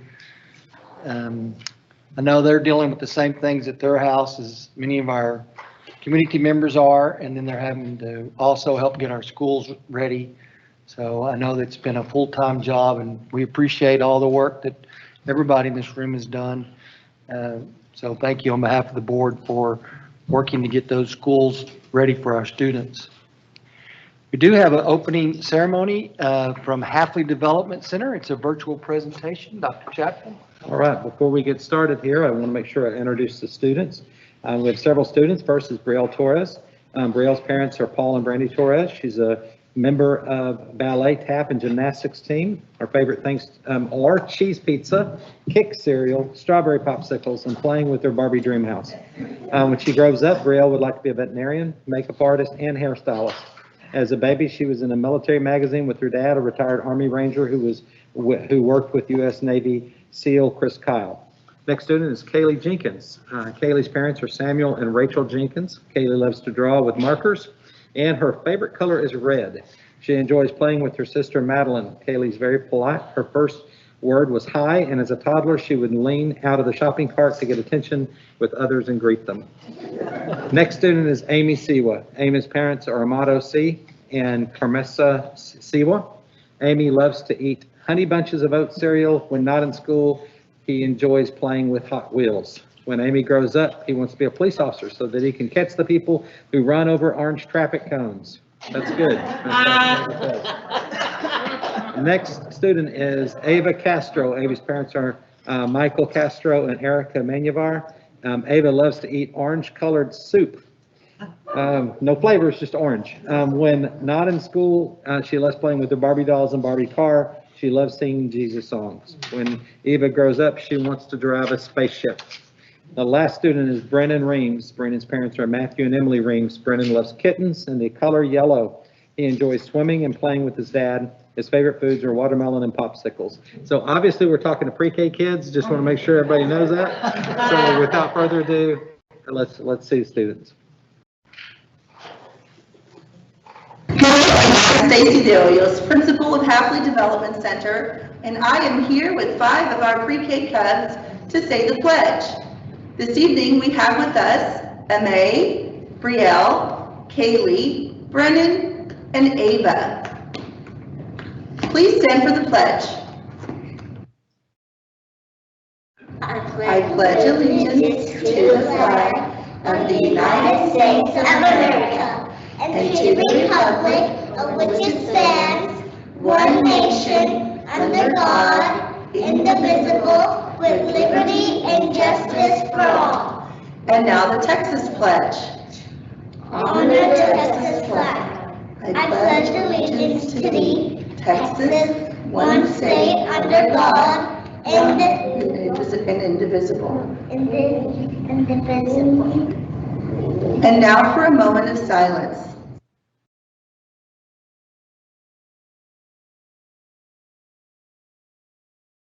Thank you. Have a great evening and go Fabs!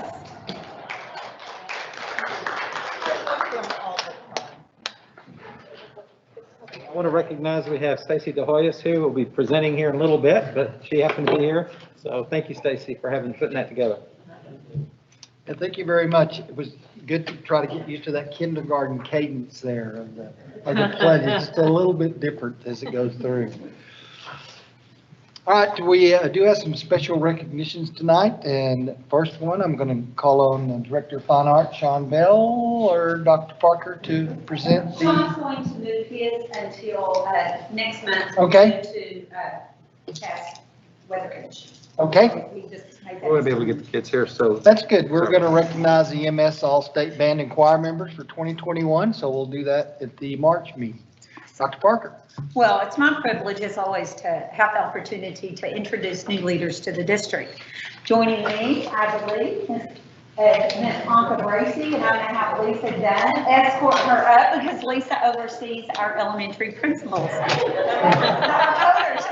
Lisa always makes fun of, I was like, you need to escort her. So Anka Bracey has joined us as the new principal of Lake Country Elementary School. We're very excited to have Anka. I've known her for several years, like, I hate to say how many, but like 25, but who's counting? She earned her master's in educational administration from the University of North Texas and her undergraduate degree in elementary education from Midwestern State University. She actually did not put this in her resume, but she started college when she was 16 years old. I thought that was fascinating. In addition to that, she brings 29 years of experience in public school education, with the last 23 of those spent in school administration. Mrs. Bracey has served in both Irving ISD and Weatherford ISD, and most recently, she has served as principal of Boyd Elementary School. She resides in our district, and she and her daughter, who, when she's home from Tarleton, Alex, have really enjoyed living here, and I think Ms. Brace is very excited about joining our team and getting to be a part of the district in which she lives. So welcome, Ms. Brace. We're so glad to have you. Thank you. Joining and escorted by Mr. Walter Behringer today, Executive Director of Secondary Education. We have our brand new Assistant Principal from Marine Creek Middle School, Sonia Garcia. We're super excited to have Sonia join us. She received her Bachelor of Arts in Interdisciplinary Studies and a Master of Education in Administration, both from Texas Woman's University.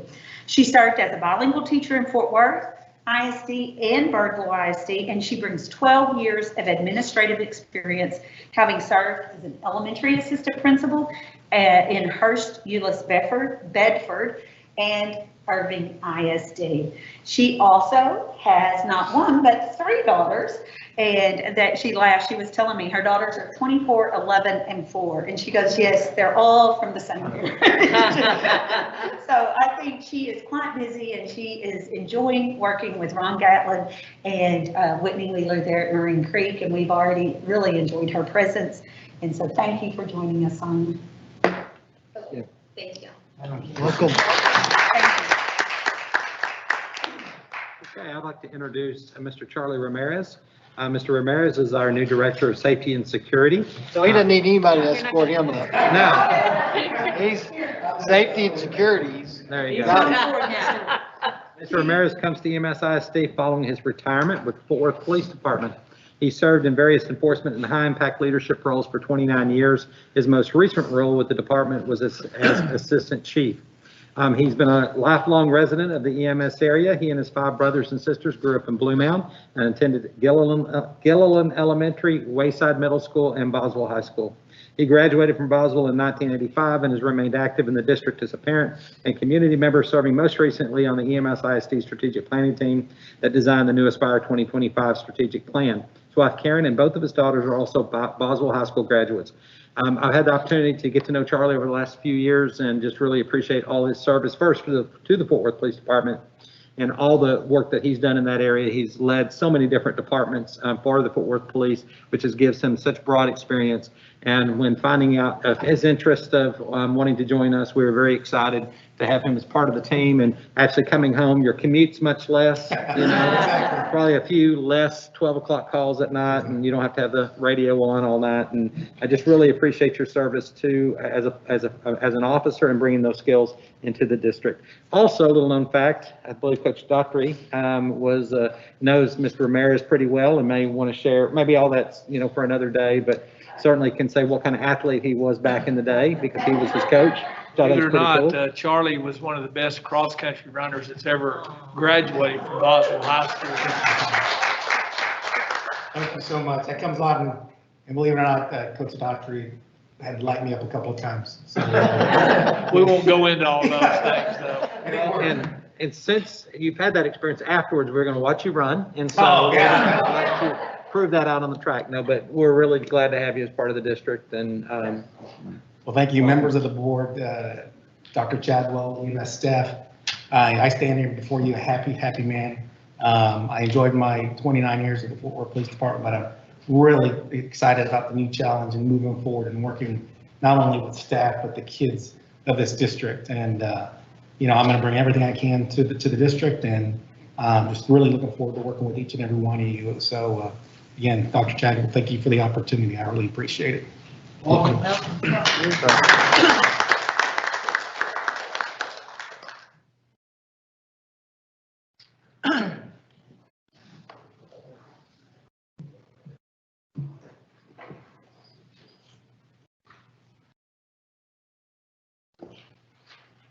All right, that brings us to our action items. The first one is to consider approving the hybrid instruction waiver plan. We heard the report on that earlier in our 5 o'clock session. I recommend to approve the hybrid instruction waiver plan as presented by Dr. Barnes. Second. Motion by Liz and second by Marilyn. Thank you, Marilyn. Gotta look up for a minute. To approve the hybrid instruction waiver plan. Any questions? Seeing none, all those in favor, please raise your hand. Any opposed? There are none. Motion carries 7-0. Next is to act on bids and proposals for the pupil transportation services. Mr. Jones. Good evening, Mr. Newcomb, trustees, and Dr. Chadwell. We are here tonight to talk about the request for competitive seal proposal for pupil transportation services. We did an actual RFCSP, and they were received until January 21st, 21. We did receive 4 proposals from ALC Student Transportation, First Student, Gold Star, and Texas Central School Bus. ALC actually only proposed on the special ed transportation. They did not put a bid in for general education. The other 3 vendors did put in proposals for both. So we included in your packet a tabulation where it details or it outlines the 19 different criteria for which we evaluated each of the 4 proposals. From that tabulation, you can see that Gold Star Transit did rank out or grade out as the highest vendor. So the recommendation from operations would be to continue on and award the next 5-year contract to, I say 5-year contract, it's a 3-year with 2 1-year renewals. But to award to Gold Star Transit. And I can answer any questions if you have any. I move we award to Gold Star Transit for pupil transportation services in the amount of $7,333,928 for year 1 of an initial 3-year agreement. Second. Motion by Donna and second by Liz. So just to clarify, I think they come back after every year to do, but it's a 3-year deal with 2-year option. This just mentions the year 1 of initial 3-year. Yes, so they have the option. It's the standard language where they have CPI increases, whichever. So they have that option or that, and so but that's still discussed with myself and Mr. Welch. So we'll talk about the increase that they would like to see and what those increases would be covering. But yes, this is just outlining just year 1. Okay, thanks for that clarification. I had a clarification question too, because we said an amount, but it's formulaic, so it might not be that exact amount. So should we say estimated amount? Do we need to in the motion? I don't think you have to because it's in the contract language, but if you would like to amend the motion, I'll leave that to the president.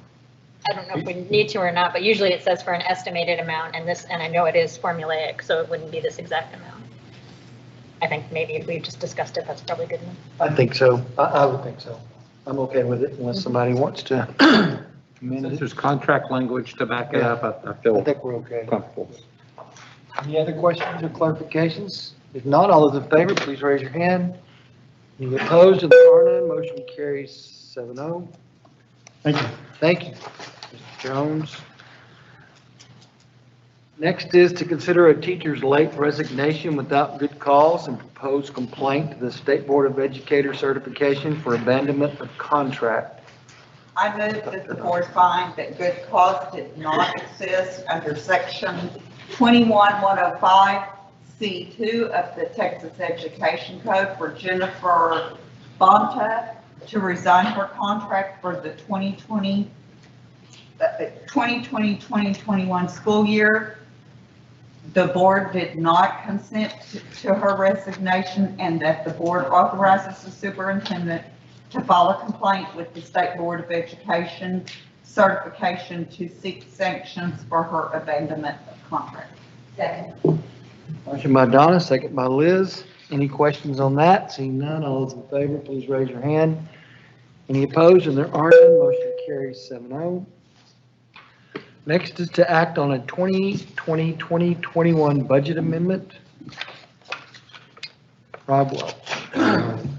Was this part of your report? I'm sorry. Did the report have anything to do with this amendment? I could combine the information, but I can actually cover most of the information. No, he's asking, and during the regular report, were you going to mention anything about the budget amendment I at was all? going to, if it preceded it, yes, I was going to mention some of the information, Okay. but I would be happy to cover that information here.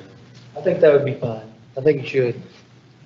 Go ahead. Okay, all right, great, thank you.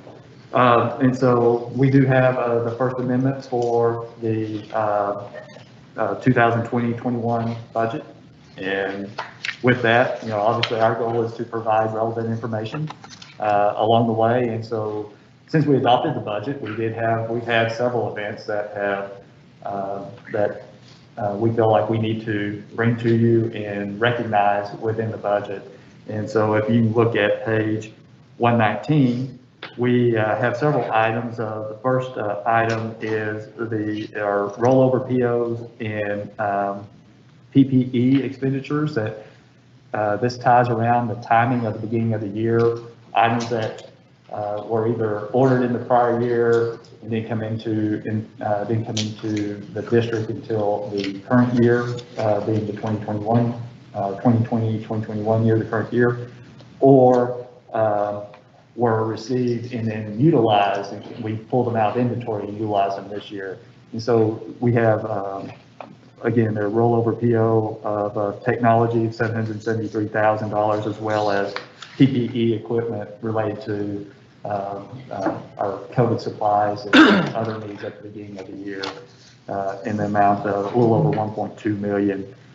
Those, again, a lot of those are just tied to timing, and as we talked about at the last board meeting and fund balance, those items are things that will cause our fund balance to increase a little bit more at year end last year, that ultimately we will be coming back at some point and recognizing those costs that actually happened in this year from an accounting standpoint. So this is, we have about $2 million there. Then we talk about technology. And so technology, we have several things going on there that would impact the budget. We have considerable purchases that we made that we knew would be eligible for the various CARES Act funding, whether it's the prior purchase reimbursement program that TEA has provided, as well as the Coronavirus Relief Act, or Coronavirus Relief Fund. Between those two programs, we've got about $5 million in resources to recognize. With that, we also have the expenditures where we spent the funds. Now, the way that works out is depending on the timing of those purchases, when they're made, because those are federal funds coming in and our guidance on the accounting of those, some of those funds are considered direct expenditures and end up reimbursing direct purchases of the technology and ends up in a grant. So what we're showing here, obviously, are just the pieces that impact our general fund. And the net impact to the general fund from all those purchases and the reimbursements that we anticipate getting, if we haven't gotten them already, is about $900,000. So, and again, some of that is timing between last year and this year, but also it's us taking advantage of being able to accelerate some expenditures that we need to make for technology and get them under this program. Again, that's about $5 million in additional resources that we've been able to maximize. And I'll say that the Coronavirus Relief Act, or Relief Fund, was about $2.3 million of resources that we were able to reclaim out of last year's expenditures. And so we bought equipment back in the spring, and then we received funds in a 75% matching level just recently for those expenditures. And again, so that's $2.3 million. We maximize that. I know some other districts were only able to get a couple $100,000 out of their potential eligibility, but we were able to maximize our participation in that program. Same thing with the. What's the difference, Rob, in the grant and the funding? Was that something we had to apply for? Your Yes, had to, we did have to apply for all of for the these. grants? It's a reimbursement. It's considered like a federal grant, like we do with our SPED grants and our IWB grants, our Title I grants. There is a grant process that we have to go through as far as an application process. And then those funds are accounted for in a separate fund, separate of the general fund. But in this case, some of those special federal funds did not exist in the prior year when the expenditures were made. So the general fund's going to get the benefit of those purchases that were from the prior year. And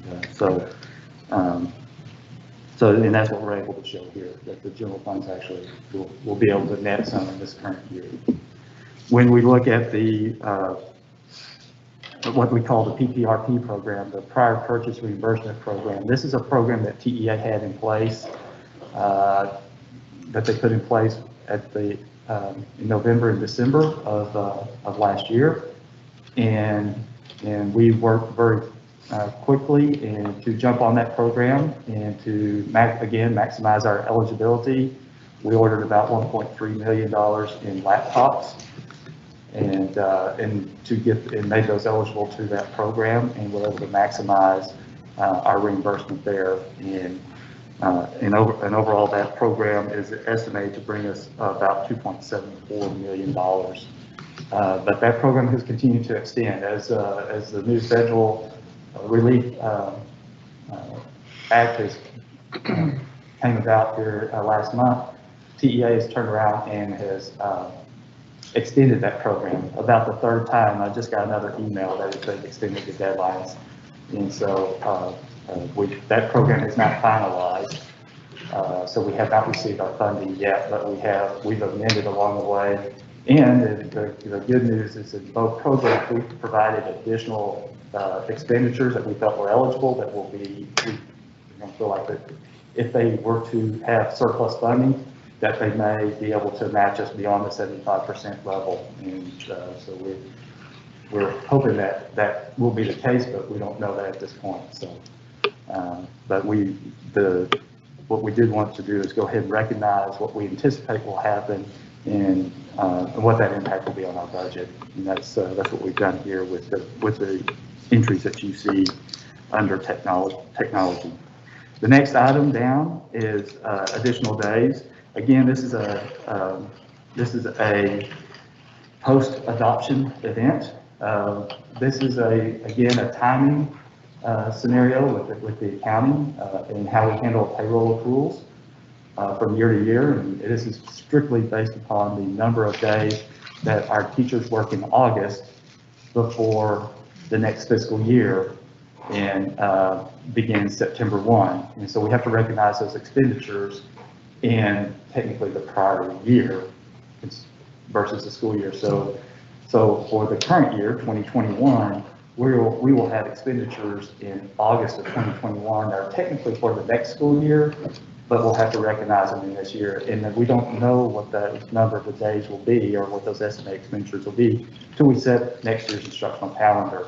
Now that we've done that, we've been able to estimate, we want to show that impact is approximately $1.4 million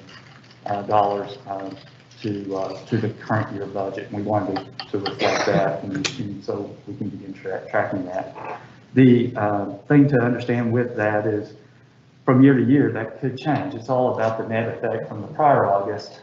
And so in this case, we are in August of 2020, we had, I believe, 17 contract days.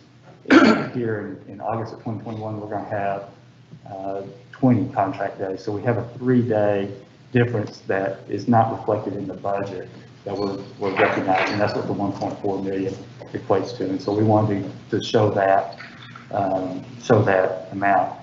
There are some years, and we've probably seen that in the last couple of years, where they actually we reduced the number of days, and we saw a benefit to the expenditures in the budget. But at some point, that resets, and so that's what we have this year, is that we are now seeing an additional number of days. And so, again, it's a significant amount. We want to go ahead and try to get it reflected in the budget. And then we have some minor adjustments there with the other lists for on behalf TRS, which is net zero or neutral to the fund balance, as well as some small amounts that are specific in how we utilize the early ed allotment expenditures. So a total amount net adjustment to the general fund budget is $2,525,460 net expenditure. On the child nutrition side, there are no adjustments that are tied to amendments, but we do have some transfers that we recognize over on page, that is page 123. And they're just simply transfers where we recoded some revenues to be a little more specific and tied to account coding, the TEA, that we got a little guidance on. And then on the debt service side, as y'all are well aware, we had a bond refunding for the Series 2020C bond refunding bonds. And those require some adjustments, and we've reflected those budget amendments for the debt service fund as well. I won't go into additional details unless y'all have any specific questions. We approve the budget amendment for February 2021 as presented. Second. Motion by Page, second by Marilyn. Thank you, Marilyn. Any other questions? See none, all those in favor, please raise your hand. Any opposed? And there are none, motion carries 7-0. Mr. Welch, we also have a monetary donation to the Hollenstein Career and Tech Center from Elbit Systems of America Company. Yes, sir. As you mentioned, Elbit has been a partner and supported the district as I understand it, and this is not any different than the levels of support that they continue to provide to the Hollenstein Career and Technology Center, and so we would ask for the board's approval of this donation. We accept the monetary donation of $3,500 to the HCTC Aerospace Engineering and Aviation Department from Elbit Systems of America Company. Second. Motion by Page, second by Liz. We appreciate the donations to the community and appreciate Elbit Systems being a great partner. All those in favor, please raise your hand. Any opposed? There are none. Motion carries 7-0. All right. Got one more to go, well, at least one more to go. Consider the resolution approving the sale of certain real property acquired at a delinquent tax foreclosure sale by the city of Saginaw, located Rancho North Addition, Block 19, Lot 25, appraisal district account number 023133308-232, Hialeah Park, Saginaw, Texas. I move we approve the resolution approving the sale of certain real property acquired at a delinquent tax foreclosure sale by the city of Saginaw as presented in our packet. Second. Go ahead. Second. Motion by Page, second by Marilyn. Questions on this property? Seeing none, all those in favor, please raise your hand. Any opposed? And there are none, motion carries 7-0. Next is consider approving a board resolution to extend the depository contract with Frost Bank. The trustees, we do have a resolution tonight for the extension of that depository contract. This will be the third biennium of our contract with Frost Bank. We will be able to utilize them for an additional biennium before we have to go to a full bid process. And again, but What we have found with Frost Bank is that they are very great to work with and have been a great partner with our district in the services they provide and the overall just the efforts that they go through to make sure that things run very efficiently for us. And so we are very excited to do work with them again for another 2 years with the board's approval. They have, we did note that there were, that the contract will be extended under the original terms, conditions, and rates. Since this was published, we had a quick update from them to, they want to adjust the managed rate that the bank utilizes for our credit to manage some of our fees and other things. It goes from 0.24 to 0.25, but it is that's an added benefit to us, and obviously as a change, we don't have an issue with that. But that's separate of the resolution here. But I just wanted to note that we will be making a change with the original contract, but it is favorable for the district. I move to approve the board resolution to extend the depository services contract with Frost Bank from September 1, 2021 through August 31, 2023. Second. By Liz, second by Paige. Any questions on the contract? Seeing none, all those in favor, please raise your hand. Any opposed? It's a resolution, not a contract, and it carries 7-0. Next, to approve bids and proposal, it's the opening day library collection for Lake Country Elementary School. I move we award the proposal of the opening day library collection for Lake Country Elementary School to Follette School Solutions, Inc. for an amount not to exceed $165,000. Okay. Motion by Donna, second by Paige. Any discussion? Seeing none, all in favor, please raise your hand. Any opposed? And there are none. Motion carries 7-0. Next is another bid and proposal on the extension of proposal for landscaping services, lawn and ground. I move to extend the agreement with American Landscaping Systems, Inc. for landscaping services - lawn grounds maintenance for the third option year to expire March 31st, 2022. The estimate annual total based on last year's expenditures is $1,200,000. This total includes new campuses and additional services beyond the scheduled work. Motion by Donna, second by Liz. Any questions on the? Okay, all those in favor, please raise your hand. Any opposed? And there are none. Motion carries 7-0.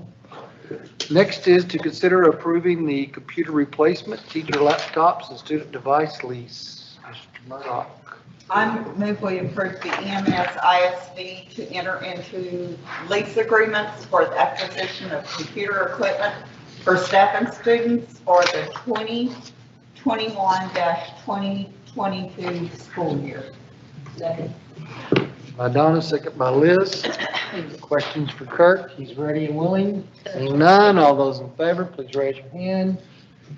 Motion carries 7-0. Good job. Had to stick his head out. Next action item is the resolution requesting Governor Abbott to include the public school district personnel in the official expert vaccine allotment panel's definition of non-healthcare frontline workers. Dr. Chadwick. I wholeheartedly move for the board to approve the resolution requesting Governor Abbott to include public school district personnel in the official expert vaccine allotment panel's definition of non-healthcare frontline workers as presented. Second. Second by Marilyn. So we all get to say a little something here. We're going to vote on it, I know, but I don't know how. Half the states have decided that their essential should be in the 1A, 1B group, but Governor Abbott continues to drag his feet on it. So, of course, I think we're all can speak towards this as we got so many seconds on the motion, but Dr. Chadwell, I know y'all have worked on this and worked on the resolution. So What's his response to that? I know he's been asked, so why did he do it? he's blank on it. He doesn't really make any comments of why or why not. When the commissioner was asked about this in an interview a few weeks ago in the Texas Tribune, and he would not answer the question of There's no answer. what his personal thoughts were on this. There is a state committee, this EVAP committee, that is comprised of elected officials and experts in this area. As Mr. Newcomb said, when you have half the states that have already designated educators as frontline workers, there's no logical reason for it whatsoever. At the county level, I've talked to Judge Whitley, and Judge Whitley has sent information into Austin requesting it, so our local officials have. Mayor Price has also similarly asked for it, so we have local officials asking for that. But at the state level, it's very unfortunate. I believe there's a view that many teachers are eligible for it, but that would have to be by age or underlying health condition, and obviously that number is less than 100%. And so this is just so incredibly disappointing to me, and so we have done so much to try to advocate for something that just seems so logical. And so this is our next step in that area. I mean, we shouldn't have to pass a resolution to protect our staff. And I think one of the general sentiments is that this is, there's a perception of people that are handling healthcare. Well, obviously in healthcare, you know, the impact there is considerable. But I think one thing that's not quite understood that's in the resolution is the number of things that an educator does that certainly is not on the par of somebody in a hospital or in a medical environment, but certainly is medical in nature. And those are all listed in the resolution, up into including helping students that are under medical duress, training for AEDs, bloodborne pathogen training, all these various trainings to respond. And of course, our trainers who provide direct care for student injuries. And so these are all parapositions that are outside of nursing. And so this is something we've really been trying to hit on, is that this perception that, because this is what I'll hear, is that, well, in this environment, if you have proper PEP and you are socially distanced, but if you are an educator with a child that just fell on the playground and has skinned knees, your first response is to take care of the child, not maintain 6 feet of social distancing. You know, we would want anybody, of course, take the proper preventions, but also to help that kid and get them to where they need to go. Or, I mean, all my kids, half their teeth fell out at school.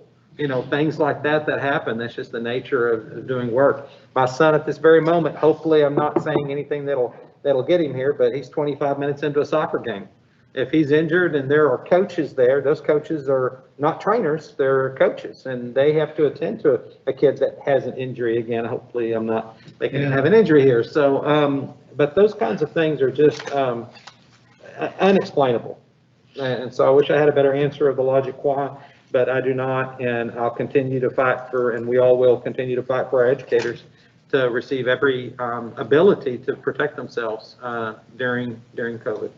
So, thank you. Well, I thought one of the other part of the resolution that was eye-opening should be that 65% of our staff don't qualify. You know, they're thinking we're all, I guess they're thinking all the teachers are old. I don't get it. I don't know. But I didn't start out old. No, I know that, but I'm just saying that right there shows that the teachers aren't going to be getting that vaccine unless they are given some assistance or the governor puts them up closer up in the front of the lines. Yes. Anybody else want to comment? All right. All those in favor of the resolution, please raise your hand. Any opposed? Of course, there are none. Motion carries 7-0. Next is to consider approving a missed school day waiver. I move that the board grant approval for the submission of the missed school days waiver. Second. Motion by Liz, second by Marilyn. Questions on that? Seeing none, all those in favor, please raise your hand. Any opposed? And there are none. Motion carries 7-0. Next is to consider resolution to pay employees during inclement weather closure. I make a motion to approve the board to pay employees during the inclement weather closure as presented. Second. By Marilyn, second by Liz. Questions on that? Seeing none, all those in favor, please raise your hand. Any opposed? And there are none. Motion carries 7-0. Next is consider approving the board resolution regarding delegation of authority during severe winter weather emergency. I move we approve the board resolution regarding the delegation of authority during severe winter weather as presented in board book. Motion by Donna, second by Liz. Questions on that? Do we have a clarification on the amount? The amount will be under 1 Be million under at $1 this million? point. This is Okay. something I talked to Mr. Welch about earlier today, and we will bring any amounts back to you for ratification. That's over that or that in general? No, in general, we're Okay. going to bring them back to, the expenditures for y'all to know. The governor fortunately declared a disaster declaration on February 12th, 2021, that allows to suspend any legal procurement requirements. In the vast majority of the cases, we're staying within those anyway, because they're vendors we work with that are on the approved vendor. In one case, in order to get a crew in, actually, we have crews in the district right now from Florida. And this provided us flexibility. The governor's action there gave us flexibility to work beyond just the current vendors that are over capacity right now. Mr. Welch, anything you want to add to that? I want to take that as a no. He was a fan. Very good. I think he was wondering which Mr. Welch he was talking. Oh, I'm sorry. Eye contact. Mr. Okay. There was a motion by Donna, second by Liz. Any questions? Seeing none, all those in favor, please raise your hand. Any opposed? And there are none. Motion carries 7-0. Next is consider approving the change in the 2020-2021 school calendar spring grading periods. Dr. Barnes.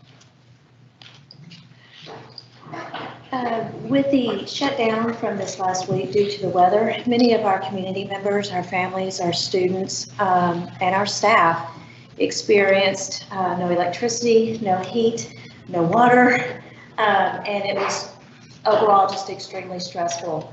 So at this point, what I'm asking permission from the board is for us to move the end of the 6 weeks for the secondary grading period for the fourth 6 weeks would have ended this Friday. And what we would like to do is to change that, keep this week, and then move the ending of the 4-6 week to March 5th. So then that way we're not losing any time for the 4-6 weeks. For the 5th 6 weeks, that is going to only be a 5-week period, but the difference is we have time to prepare for that. Whereas the 4th 6 weeks, we did not have time. And we just personally feel that out of respect for, again, our students and our teachers that work so hard, that we would like that opportunity to not provide any more stress on them than we need to. Go ahead. Paige. I move we approve the change in the 2020-2021 school calendar as presented. Second. Thank you. Thank you. Motion by Paige, second by Liz. All those in favor, please raise your hand. Any opposed? And there are none. Motion carries 7-0. All right, that concludes that portion of the agenda. On the action items, we will now move back to reports unheard at the 5 o'clock session, and we're going to pick up with a pre-kindergarten report. Ms. Lisa Dunn. It is on page 52 of the board book.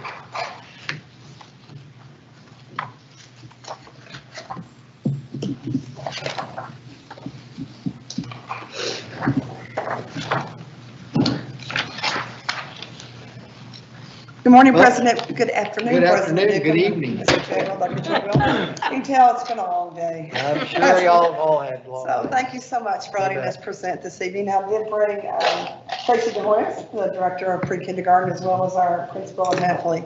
And she has just done an amazing job. I really want to brag on her for her passion and her enthusiasm and her knowledge of all things early childhood. And we could not do without her.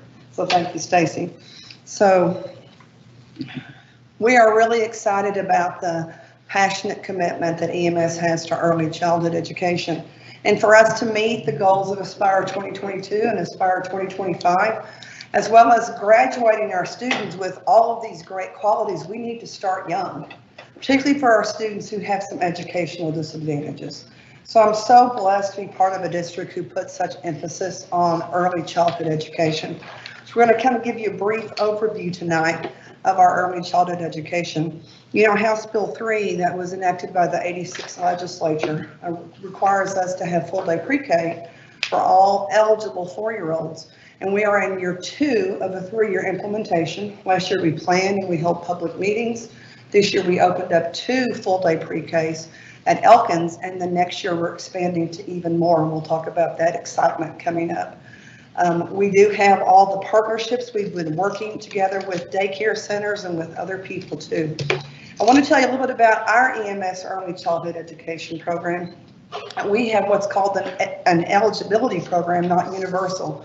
So students have to be eligible in one of these ways. They're eco-dis, they're homeless, they have limited English proficient. There are other qualifications for them to be a part of our early childhood education. As well as pre-K and 4-year-olds, we also have early childhood special education services for students with disabilities ages 3 through 5. So we have some really littles at our Halfley pre-K center too. We have the little 3-year-olds. Right now our program, and I'll talk a little bit about the pandemic impact. Right now we have 441 total students enrolled in our early childhood program. And you can see it's broken down. We have our pre-K eligible students. We have some English language learners, some bilingual learners. We do have some students doing choice remote, and we'll talk about that a little bit, as well as 77 early childhood special education. I think that number has even grown since this report was compiled. If you try to add those numbers up, it's more than 441. I see some of your mathematical minds working, and that's because students fall in more than one category. Our pandemic impact. Last year in February 2020, we had 540 students. So we're about 100 students less. And we're really hoping that we're going to be able to recapture those students. We have some plans of doing some additional recruitment and outreach, but we think that the pandemic has caused parents to keep their children home. So we hope we can recapture those. And interesting statistics, I think, is that 112 of our students have chosen to be have chosen to be remote, which is interesting for pre-K since it's so interactive and it's so manipulative. But our teachers have done a really outstanding job in making that choice remote be interactive and engaging, and they've done a really nice job. That's about 27% of our students who have chosen that option. We meet all the requirements for high quality pre-K. You would not expect anything less of EMS ISD, I know. We have an aligned curriculum that's rigorous but yet appropriate and engaging for our students. We progress monitor. We progress monitor using the CLI, the Children's Learning Institute Engage, and we'll talk about that data in just a minute. We have all of our appropriate qualifications and student ratios, as well as having a family engagement plan, because it's an important part for our early children, our early education program, to capture those parents at the very start. Let's get them involved. Let's let them see what school is like and how school works. And Stacy and her team do an outstanding job of outreach and parent training and parent involvement. It's been a little bit impacted this year because of COVID, but she still does a really good job at getting those students involved and loyal to EMS ISD. Some new things to pre-K. It's interesting how there's always a silver lining, isn't there? In the past, a part of our early childhood education program for our special education students in 3-year-old is they have same age peers that they interact with. It's part of the requirement of having those little 3-year-olds. And in the past, we have used our daycare center children. They're right there. It's been a perfect opportunity. But this year with COVID and the pandemic and the not wanting to mix groups, Stacy had a fantastic idea about, let's see if we can get other 3-year-olds who are eligible. So we polled our pre-K parents, how many of you have a child who's 3 who could come to school too? And we found 18 of them just in the pre-K center. So by pairing these 18 3-year-olds with our 3-year-old special ed children, we're able to provide education to children who we've not been able to do that. We're actively seeking more right now because our special ed numbers grow. We need to have our general ed numbers grow too. And I think that's just a wonderful thing that's come out of COVID that started out to be maybe negative, but ended up being so positive because we get to reach more and more children in the 3-year-old group. We talked about 2 full-day 4-year-old classes at Elkins, serving 37 students. They've been highly successful. Mr. Hoyas has worked closely with Randy Ann Cowden, the principal there, and provided training. She does not appraise the teachers at other buildings, but she supports the pre-K teachers at other buildings. And I'm looking forward to next year even more. And of course, like we said, the remote instruction is currently serving 27% of our students, and that's something new and different too that we've adapted to, and we've risen to the challenge. And so I'm really proud of that. We have some mid-year reading and math data. I just want to show and brag, and I may ask Stacy to kind of jump in a little bit on this piece too. So Stacy, you want to come up? And we had mentioned that part of our high quality program is that assessment piece. And I'm going to let her explain about the waves and about the Spanish and English just a little bit, so you can see our really good progress. Absolutely, good evening. So we do administer this test. It's an assessment that we do 3 times a year. So each wave is just your beginning of year, your middle of year, and then your end of year. There's an option for a 4th wave if the district feels like they need to do that, but currently, because we're on a we have 3 periods in our year when we do progress reporting, we followed our assessment the same, just doing the 3 waves. And so students in our dual language program, their math is not assessed in Spanish because their instruction is in English. So they're assessed in English for that. But other than that, the students that are in dual language, they are assessed in Spanish. The students in all other programs are assessed in English. And all students that are eligible 4-year-olds in pre-K do have to be assessed. When we report the data, it's beginning and end of year data has to be reported for both in order for that student to count. So when we get our district reporting at the end of the summer, it's only going to be for students that we've had for the full year. So we can see what that growth looks like. What assessment tool do you use for this? It's CLI Engage, which is by the Children's Learning Institute out of the University of Texas, Houston. And as you can see from our data, we've had really good growth. We had a little dip in our Spanish language rapid vocabulary name. You can see that bar went down a bit. At the first of the year, they're tested with one group of words. In the middle of the year, it's a different group of words because their vocabulary is expected to grow. So that's been a goal. It will continue to be a goal for our Spanish-speaking students to be able to really have some really strong vocabulary. Sure. We are addressing that. We met with our director for the bilingual, the coordinator for the bilingual and ESL, and we are coming up with a plan, looking for some additional resources and teacher training. Our instructional specialist for the bilingual students, for the bilingual teachers, Ms. Garcia, also is a part of that meeting. So we're putting together a plan to really develop that oral language in their native language. What we're seeing is that students are coming in and they're really using a lot of their second language, which is English, and that is social language. It's what they're using at home. So where they're having the gap is in their academic language development.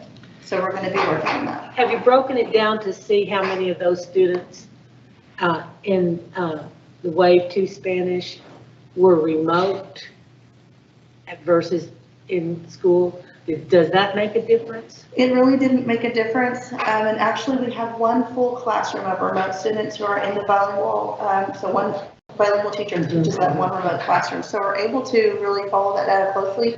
But it didn't make a difference if they were remote or if they were in person. We're still seeing that the gap. And we did identify, we had a really huge growth in our letter naming for our bilingual students, which we thought was really great, except that we recognized that our current resource that we're using has such a high emphasis on the letter recognition part of it and not so much on the oral language development. So that's going to be a focus for us going forward. I have one more question.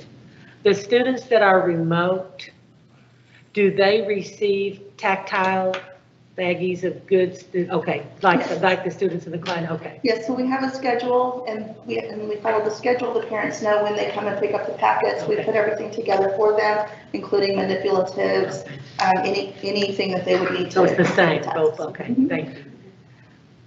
Sure.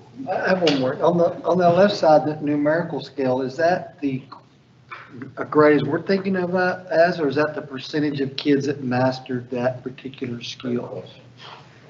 Okay, What does the y-axis represent? Yeah, there you go, thank you. The 90, 80, 70, is that the number there, is that the number, That's the percentage of students that's the that met the percentage benchmark. that mastered that, or that passed, okay, thank you. So for example, shape discrimination is a real strength. We can tell those circles and squares because. And so the third way, the last one, I mean, the goal would obviously be those as high as possible, but the perfect would be 90, well, perfect would be 100, but Right. that's what you're shooting for. It's a benchmark, it's an end of year benchmark that you're measuring an against end of each year time. So you benchmark. wouldn't expect them to be at 100% in the fall. Say that again? You would expect a lower number because you're always measuring against the end of the year benchmark. It's not a beginning of the year benchmark, right? Right, this is on the end of year benchmark, so yes, you wouldn't expect them to be at 100% at this point. Right, okay, thank you. Forgive my ignorance, but what is rote counting? Just counting from 1 to 10 without really recognizing, you just know what order they go in. Instead of saying this is 1 and this is 2 and this is 3, you just can. Just 1 to 10, or saying. Order of numbers. And Mrs. Gahoyes, one more question. You mentioned it a little bit. So do you have a designated remote teacher for Spanish and then one for English? We actually have a designated bilingual, yes, remote teacher and two for English, for the English side. And I had a question for you. On the students that the 18 3-year-olds that we added to the program, which I think is wonderful that you started out of our parents already, do we get funding for that? Yes, we do. We don't provide transportation for them. Okay. But we have funding, and we're seeking right now 7 more students. We've chosen the Northbrook area because of just educational disadvantaged areas, and so we looked at Northbrook, and so we're working with Maggie Highland, the principal there, to identify more 3-year-olds, and then we may approach Clayton. So I have a question too. So those 3 classrooms, those inclusion classrooms, what are the ratios for the kids? Is it? You still have to follow you mean the ratio for student to teacher? No, I mean the kids that are included in So you general still have ed. to follow the greater than 51%. Okay. So at least 51% of the students are not on an IEP. Okay.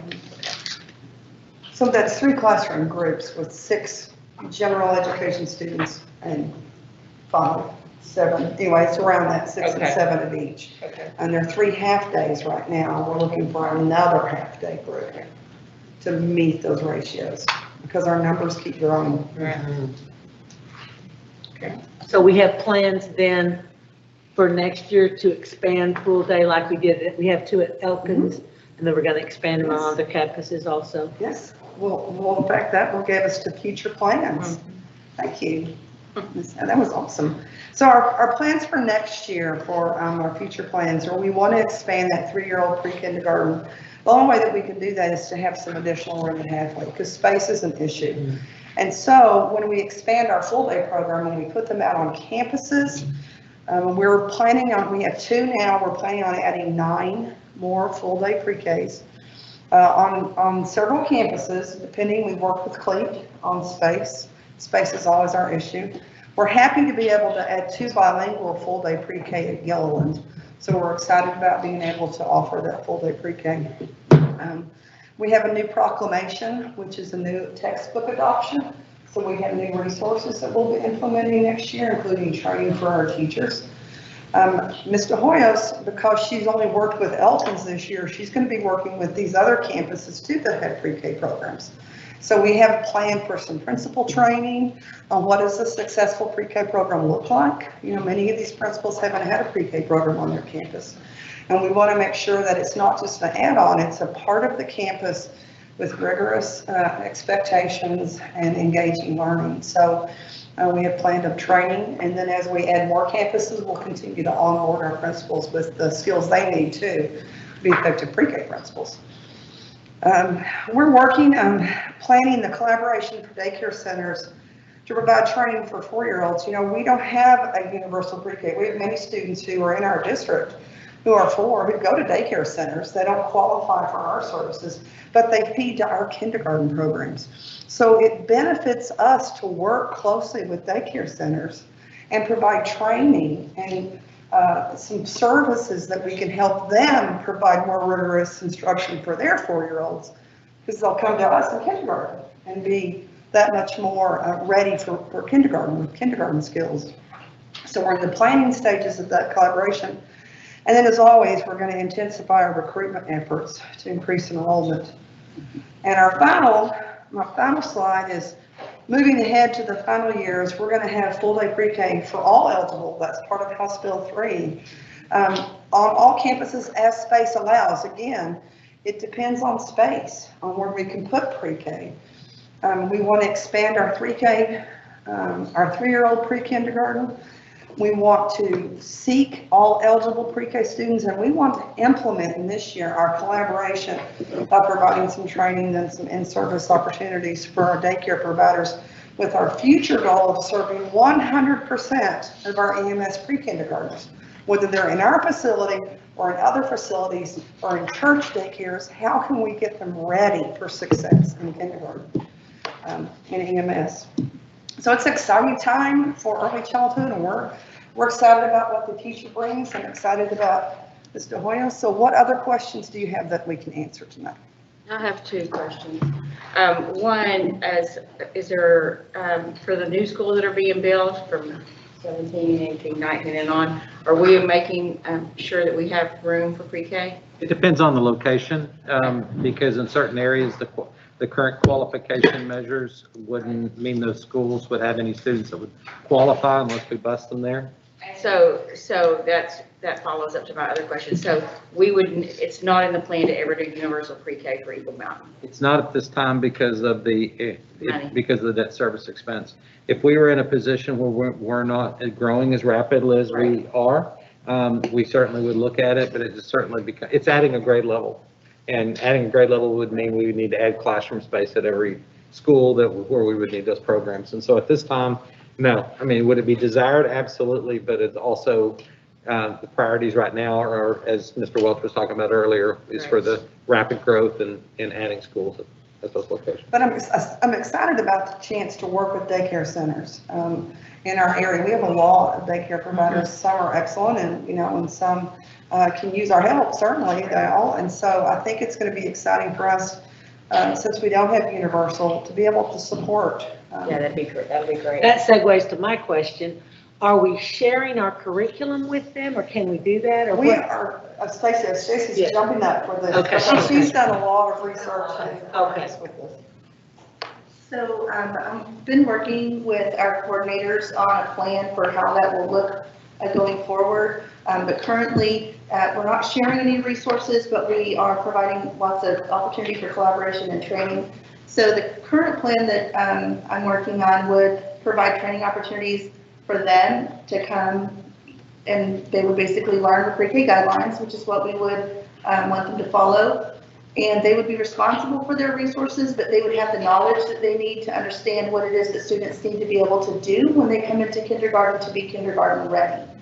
So there's not any reason for us right now to share their resources that we have. But we are sharing that information. Yeah, that's what I was making more reference to just the curriculum and our standards, and we're sharing our knowledge. Yeah, okay, our instructional knowledge. Okay. And the pre-kindergarten guidelines, of course, that's free, and so this information is available to them, but just giving them that knowledge and helping them to kind of build their capacity for being able to teach those skills to students and help them be successful will hopefully translate to students coming into our kindergarten program ready to tackle the things that we need them to do. Okay, thank you. Thank you. Thank you very much. Lisa and Stacy, that was great, good information. We appreciate it. Next report is a teacher incentive allotment. Dr. Parker? How are y'all this evening? Hi. Well, listen, I'm going to begin on page 72 of the board book. Page 69 to 71 are the handouts that will go to teachers. Once I share this information with you tonight, this week, we'll work on getting information into the hands of the teachers. Principals have asked for that, and I wanted y'all to see what those handouts about national board certification and the teacher incentive allotment looks like. I'm here to present an overview of House Bill 3's requirement to develop a teacher incentive allotment plan. Before I begin, I would like to give a shout out to Rob Welch and Maria Gamel because they are on the EMS ISD Executive Committee to develop the plan with our cohort, which I'll introduce that later. The purpose of tonight's report is to give you an overview of the Texas Teacher Incentive Allotment. As we go through the slides, you will see information that explains the purpose as well as how we are addressing the development of the plan. So let's get started. First of all, there are several key points that are listed here about the Texas Teacher Incentive Allotment. First of all, we have choice in the development, or if we want to participate. Also, there's 3 different levels that teachers can be identified on as a master, and exemplary, or recognized. Districts receive additional funding anywhere from $3,000 to $32,000 per year for every designated teacher that they employ. Districts will receive greater funding for designated teachers who work on rural and high-need campuses. That's important to remember because it plays a role even in our own district of those high-need campuses specifically. At least 90% of the teacher incentive allotment funds must be used on teacher compensation, which we'll go into detail. About 10% can be held by the district for costs. TEA is in partnership with Texas Tech University, and they are the ones who would approve our local designation plan. The goals of the teacher incentive allotment, passed by House Bill 3 in the 86th legislature, was to prioritize teaching in those high need areas and rural districts. So we're talking about low socioeconomic, poor performing schools, as well as rural districts. It's also to attract and keep effective educators inside the classroom because they have the potential to achieve a six-figure salary for teachers. We'll be looking at that. We decided that as in our meeting across districts, when we started with COVID, we started talking about the teacher incentive allotment plan and how do we address it, knowing that we will employ teachers who have this recognition. Some schools have already developed plans, they're already giving the recognition, and we will the possibility of hiring teachers. So we came together with these 7 school districts to create a plan with specific purposes. The 7 school districts are listed here, and we actually meet in, I think it's about our 4th time tomorrow morning. The goals of the North Texas Consortium is to develop a designation system that would not create competition between our districts. We felt like we had enough competition already, and that many of us have lived through the career ladder and the effects of the career ladder, and we felt like this was one place where we wanted to be aligned. And so we did not want to create competition there. We also wanted to develop a designation system that honors the work that teachers are already doing. That was very critical. And finally, with that, developing a designation system that utilizes the current TEA approved evaluation system and student performance requirements, the T-test and the SLOs, since all principals and administrators have been trained to implement this system. So when we talk about roles for the designation system, the district role is to develop and implement a designation system.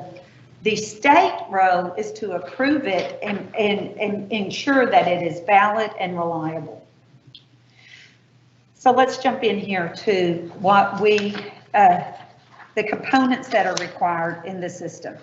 When we look at the components, there are 2 required components: the teacher observation with a locally developed rubric. In our case, we use T-test, and then we have to show evidence of validity and reliability.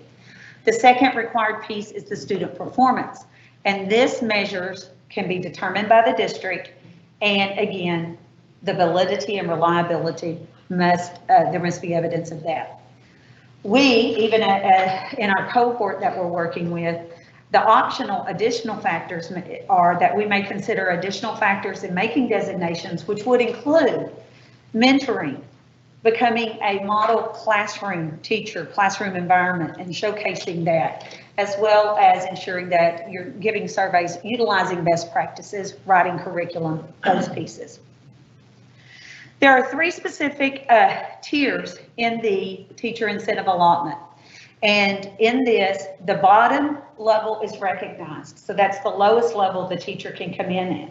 And we have determined that if you are nationally board certified, you've gone through the national board certification system, which it's much like getting a master's, and also similar to what our teachers in the reading academies are doing with videos and lessons. If once you receive that designation, you automatically will be at that first level and receive that first level of money. This is a designation that is added to the teacher's SPEC certification, and it's valid for 5 years. So a teacher who gets nationally board certified, 5 years, you're guaranteed receiving that money as long as it is part of the state funding. And then the next level, we're working with our consortium to determine is what would make it the exemplary and then ultimately the master level teacher. So that is what we are working on with them. As we are already as we're planning and we're waiting for approval, because you'll see the timeline in a moment, it'll be up until 2024 when we get final approval on that first money. Or not we, but the teachers, they can go ahead and start the National Board Certification Program, okay? And receive a recognized teacher designation with the increased pay while we're developing our system. There's a 4-step process for approval. We apply and sign the data sharing agreement. TEA reviews and approves the local designation system. Then we do a year of data collection, and then TEA makes the final approval for the district designations. We have joined with a company to help us in the development of our plan. And my mind went totally blank in the name of the company, and I apologize. It'll come to me in a minute, but it's Safel, and my mind went blank. I apologize for that, but a company is helping guide us through the work, getting us the resources we need. So now let's look at this. When we talk about funding, we talk about Tier 1 funding of the district funds. This comes out of transitional funds, and this is why Rob's on the executive team with this. These will be provided by the state, and then in 2023, new monies are coming from the state. Now, notice in bold, I put at the bottom of that, this year's legislative session, as well as any future legislative session, can change that.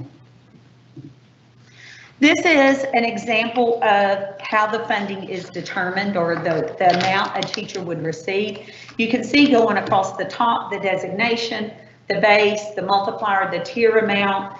If I'm a recognized teacher working in a non-rural district, it's a non-economically disadvantaged, there isn't significant economically disadvantaged, and I'm at that first tier, I could receive about $3,000 coming in as a recognized teacher. Or if I'm at tier 5 at the recognized level, the more need, I could receive up to $9,000. If I'm at the second tier in exemplary, my base is going to be $6,000. If I'm in a rural district, it's $9,000. And then depending on what tier, the school, not the district, the school that I'm working at, I could receive up to 90% of $18,000. Keep that in mind, that 90%. Maximum I could receive is $32,000 additional dollars. In Eagle Mountain Saginaw, right now, this is the tier system that we have. This is on the TEA website under teacher incentive allotment. I've got the districts in our consortium as well. If you'd like to have those, let me know, and I can put those in a board update or email them directly to you. And you can see the campus level of how much money I would receive at the recognized allotment is determined by the needs of that campus. So the needs at Boswell, based on the economic status of the population of students, I would receive, if I'm at the recognized level as a teacher, I would receive 90% of $3,353. However, if I'm at Gilliland, a little more high needs, I would receive $4,682. If a teacher moves. I've got a question for you. I understand they recognize the allotment and how you get to that. My question is, how does the exemplary and master allotment differ from career ladder? Okay, now, you're talking, I don't know I know I was on career ladder, and I'll be honest, I know So I was got I. extra hours to get on it, and that's all I knew. What we are developing, and we have not yet developed what the exemplary allotment will look like, how I receive that status, or the mastery yet. We are in the process of developing that. But it will require, I know at the highest level, it will require being a master level teacher, a showcase classroom, curriculum writing, those things that you wouldn't get paid additional dollars for. We currently pay extra duty pay for writing curriculum. If I'm get a master level teacher, that would be part of receiving that. But you have to start with the national board certification. How much subjectivity is in the exemplary and master allotments? We are working so that we don't have objectivity, that we want it aligned. That's where that year of data collecting and alignment with T-tests and the SLOs comes in. And we're working. And I will tell you, we recognize what you're recognizing. I live the career ladder just Yes. like Liz and some other people have, and it was awful. And I was on it. I was at the highest tier of it. But it was, it created competition, and it created an unwillingness to share. So that's why we're working with the consortium, so that we want to keep those key best practices that we know work. I think if you don't make something available to every teacher, just like level one, you can get recognized allotment if you do this, this, and this. The rest of that is who gets chosen to write the curriculums, who gets, to me, I can see nothing but a negative. Now, on the part of it exemplary is and based master. on the T-tests and your SLOs. And we have to look at, But are because those we're not talking about subjective? fine arts, we're talking about PE teachers, we're talking about all of the elective courses. They all have the ability to get the national Again, board certified. those are done through evaluations and walkthroughs and all that. That's subjective. Yes. You can say what you want, but I don't like you, but I like him. And Right. you can say what you want. I just see that sounds good on paper, but other than the recognized allotment, I'm very skeptical about the other two steps. I understand, and I will share that tomorrow with our group. A lot of, just going back for a little bit, when House Bill 3 was developed, this actually, some of House Bill 3 bubbled up from school districts, and some of it came from TEA. This was the latter. This came from TEA. This wasn't really bubbling up from school districts, mainly because what you're talking about is the old career ladder and the competition and the complexity of trying to take people who teach core subject matter and compare them to people whose job are also equally important but aren't as easily measured by an assessment. And then even if they are measured by an assessment, the question is what weight do I have? There's two kinds of ways to look at it, even when you're looking at assessment. Are you looking at the passage rate? If so, give me the strongest kids, and I'm going to have the best scores. Or is it on growth? Well, give me the kids that are struggling the most, and then I have the greatest potential for growth. Depending on how it is, there's still disparity between taking two people and comparing them. And so our charge really to the committee is knowing that districts throughout the state are in this process. We're not in the first, which phase are we in? We are actually in cohort E, so Cohort there's E. A, So B, we're not C. first one through this to put it on. We're watching what other people are putting in. But ultimately, we'll bring it to y'all, and if we can't answer questions to your satisfaction, then it's something we won't do. I have these two feelings. Number one is I want teachers to make as much as they possibly can. Why wouldn't I?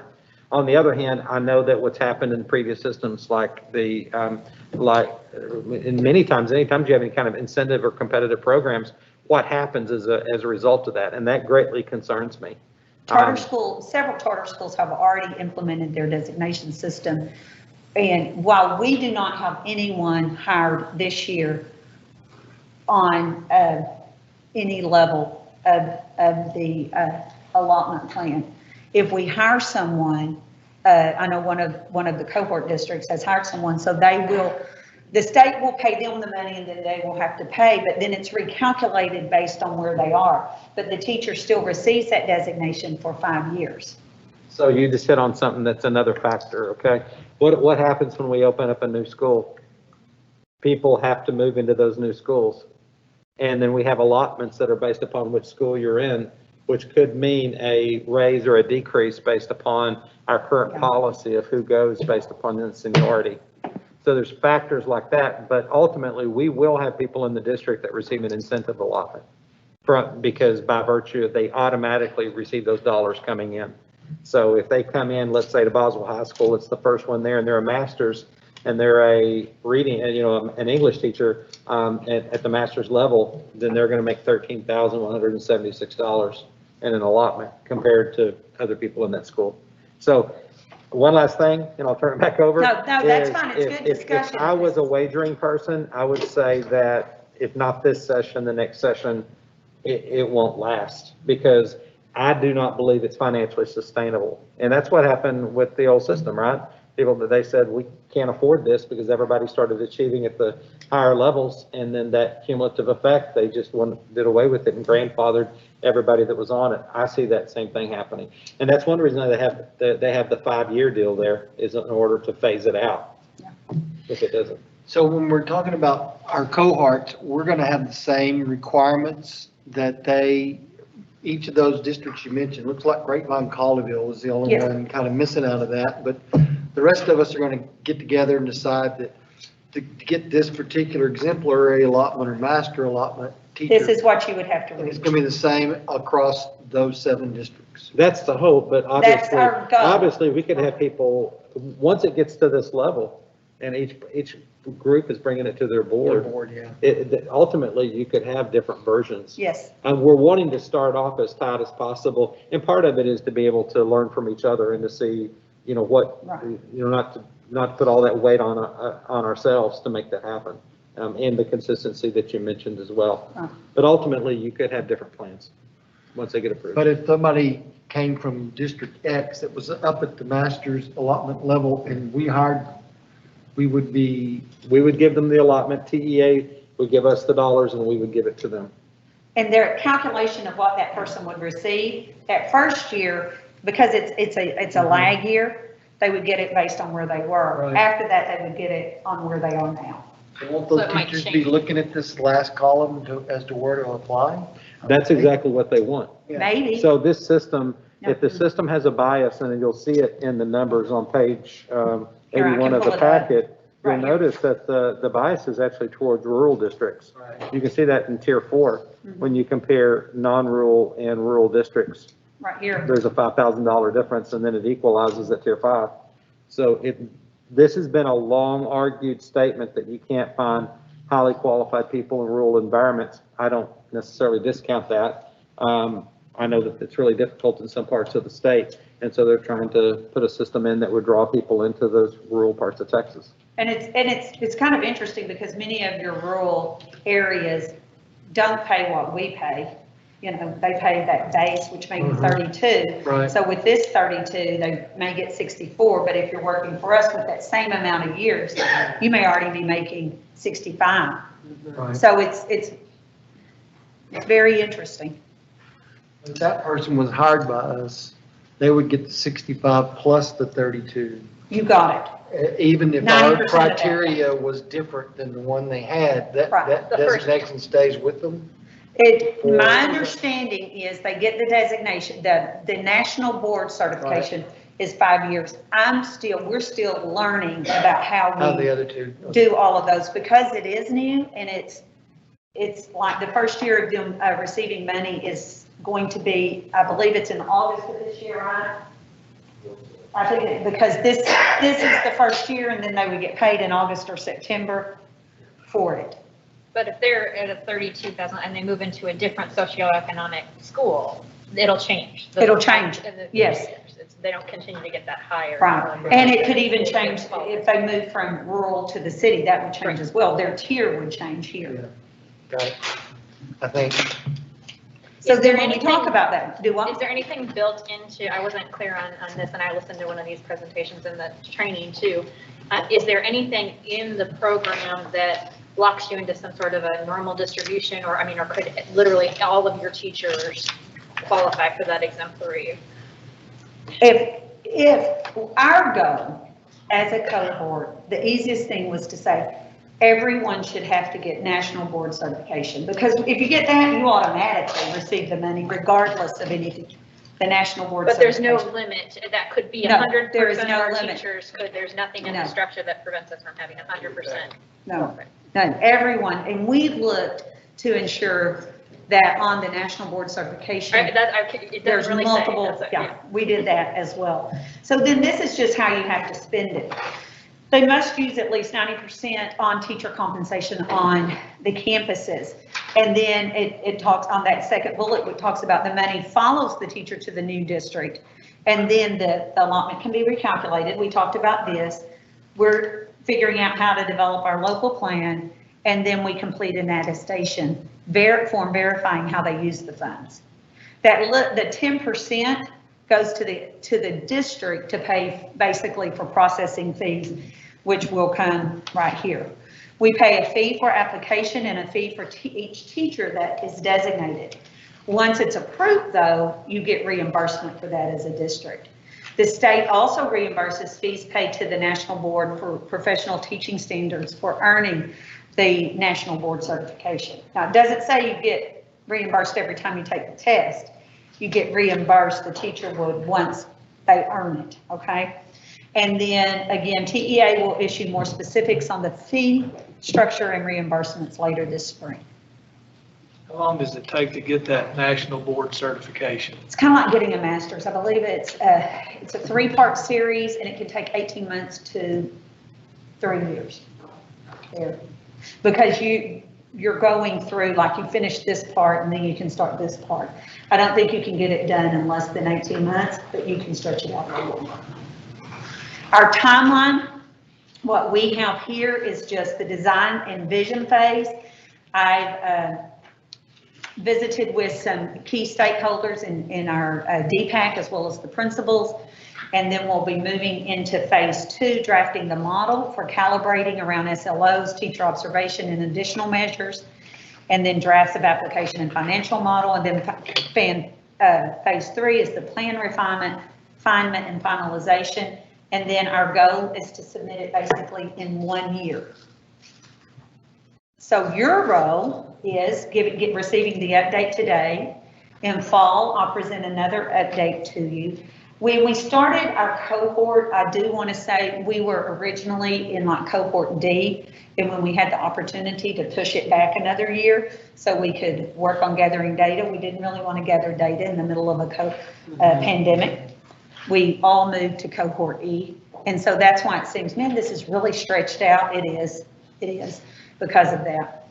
And then in the February 22nd board meeting, discussion of proposed approach and taking questions. I will update you in the board update regularly and take your questions with our goal to be approved for submission March 22nd. This is our cohort long-term timeline. March of 22, yes, sir. I'm Okay. sorry. March of 2022. Gotcha. There you go, not this year, no. And then here is the timeline that shows the engagement. The capture year would actually start in the next school year to capture data and training, alignment, accountability, that validity and system for training. And then the initial payout for reimbursements and data processing would come in September of 2024. And then these are just the components of the plan, the preparation and stakeholder buy-in, the designation system design, the operating plan, how the spending, the district support, and the communication plan with the 3 levels that a teacher could receive. Next steps for us as a consortium is engage. We've done this, other approved districts They spoke to us in our last meeting about lessons learned and examples of designation systems and engaging now stakeholders to increase the overall TIA awareness, gain teacher understanding and support. That's part of the 3 one-pagers is what I call it. The principals asked me to create a one-pager and it turned into 3, and then there'll be a letter with that as well. And then our communication plan, we've already started the questions there or process. So did any other states already, this was in House Bill 3, right? This was in House Bill 3. And other states around us or anywhere do this? I believe it comes out of Tennessee. Tennessee. And I will tell you, Dallas ISD is big in this as well. Okay, and so if we spend all this time on it and then the legislature changes it, I'm sure they have no way to reimburse us for all the sweat and time. I call that the bureaucracy of Texas education. Yes. And why wouldn't they just come up with the plan? And I know they want to let us help. At least in this case, they want to let us help. any other questions? I just was, you talked about the committee. Are there teachers on that committee, or are we doing any? The teachers cohort is just the small, there's just like 3 of us because there's 7 of us, and so 21 of us working together in a virtual world. And then we'll take it and get feedback from the teachers. Yeah, because I would think they might have some good ideas about how to maybe do it more fairly for. Well, and remember, we'll take data and information for a full year. Right. So that will help us as well, because I think, that, there's key things. If you're sitting in the classroom and you're thinking about the person who's doing your observation and you're like, oh, how valid the alignment of that becomes critical. And we have to tighten up, our student learning objective, which is part of our goal setting and our teacher goal setting. And we have to ensure that we're meeting the targets of Aspire 2025 in this. What's the cost of getting that certification? Knew you were going to ask that. And I'll be honest, I'll have to send that to you because I cannot think of what it is across the top. I think it's, I can't, I'll send it to you. And I apologize. I studied on this a couple of weeks ago. And the earliest that it would be implemented would be 2024? The earliest it would be implemented as a district. However, if we have teachers who are already designated with these, then we would pay. For our district, it'd Yes. be 2024. Yes, and the rest in the cohort. When did it start for anybody? If I were a classroom teacher, I'd start right now on getting my national board certification. If I already have my national board certification, When could you have gotten that? So that's my question. National board. National board? Anytime. It's, How long has it been around? years, like decades and decades. They pulled this in because it's such a standard thing and it's very well respected. It's a legitimate process.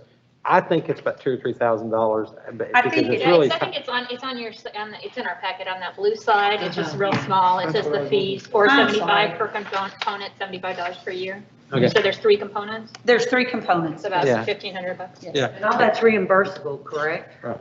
The certification fee is reimbursable, not the course fee. So as a teacher, I'm going to pay out money to get this, yes. And just for the record, there's some districts that already pay a stipend for people that are national board certified already. And they do it because there's all these requirements that are within it that require them to be a mentor teacher. What we were discussing about being at that exemplary level. Yeah, we happen Mentor not to do teaching. that, but some districts do Yes. that throughout the country.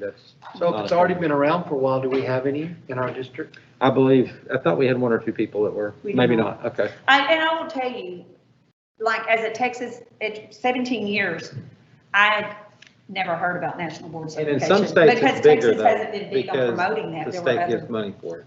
So they moved here from Iowa or whatever. Yeah, there could be that. Tennessee evidently. It's very, very time consuming. It's not the money, it's the time consuming. You have to video your lessons, you have to send it to a group, they have to analyze and give you feedback.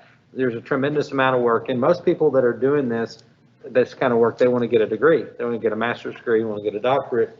And since there's not a lot of money tied to it, most people go that route versus national board certification. Sounds like to me some lobbying group got a hold of the people in Texas and got them to implement this deal so they could boost their revenue on their program, because nobody in Texas does it. It's just what I You think. can't get it concurrent with a master's degree. Like our teachers, we have plenty of teachers with masters or doctorate. Correct. This is a specific thing that they would have to get in Right. addition to that degree. Correct. Yes. Okay. Got it. And I do want to clarify, as a cohort, because when you read it, it says national board certification, you automatically can receive the TIA. So we chose as a cohort to say, let's make that level 1 for sure, even playing field there. So a district could create a system that did not have that piece on it. Okay, does that help? Because I don't want It helps see how you could get somebody in that has the certification that wouldn't fit in with your requirements. Right, So you could say someone with a master's degree would fit that bill. you could. So Why that's wouldn't just they up do to the that? district. Masters Because TEA is probably not going to approve it. Yeah, I was So gonna say, TEA reviews all this from, TEA and That's you to Texas be Tech one, but they are have putting different- specific That guidelines. national board certification's better than a master's degree. If I'm a classroom teacher getting nationally board certified in my content area, then the belief with this is that that is more valuable to a classroom teacher than a master's in, because remember, the goal is to keep teachers in the classroom, get them to a 6-figure income, as well as help rural and high-need campuses. But it's so good that we have 0 teachers that have done it. We need to get Tim on whatever committee gathers the information. I think Tim needs to be on that committee. It is. You have Sounds to- outstanding. It seems like it would be, I'm not sure a lot of teachers would do it without some sort of incentive to do it. You know, if it actually were tied to compensation, maybe, but you're gonna have to pay a lot of your own money right now for a certification that we don't currently recognize. We don't give them a stipend for or anything, right? So Eventually why they would will. they? But eventually, if it were. Within 2 years, you're paid back. If I'm a teacher, I get the lowest level at 3,000, I'm gonna get 90% But that doesn't of it. exist today. So the point would be, why are people not doing it today? Because they have no incentive to do it, other than something that might look good on a resume. So they can get people to make money. All the money. Okay, thank you. Thank you, Dr. Parker. Mr. Rob Welch, you have a couple of, I know we went over quite a bit of it in your report, but you probably have some other items for the finance report budget update. All right, appreciate that. We'll keep it brief. I provided a lot of information in the board book. So just a couple of items, and again, to just reiterate, this year continues to be unprecedented. Even last week provided us another level of unexpected events and things to work around. And so, again, the theme for this year is flexibility in our commitments as we maneuver through it's just some challenging and odd times. So as we move through, then obviously we need to look at things and look at our updates. And again, we brought the budget amendment to show events and things that have happened to this point so we can recognize those larger items. Along those same lines, if we look at the general fund, again, we pretty much addressed anything on the expenditure side with the budget amendment earlier. But on the revenue side, we continue, not a whole lot of change there from our last update. It still comes back to watching what's going to happen with ADA. And we haven't changed a whole lot since we last talked. We're relying heavily on that hold harmless that's been provided to us for the first semester. That's helping us get close to our ADA target that we budgeted on.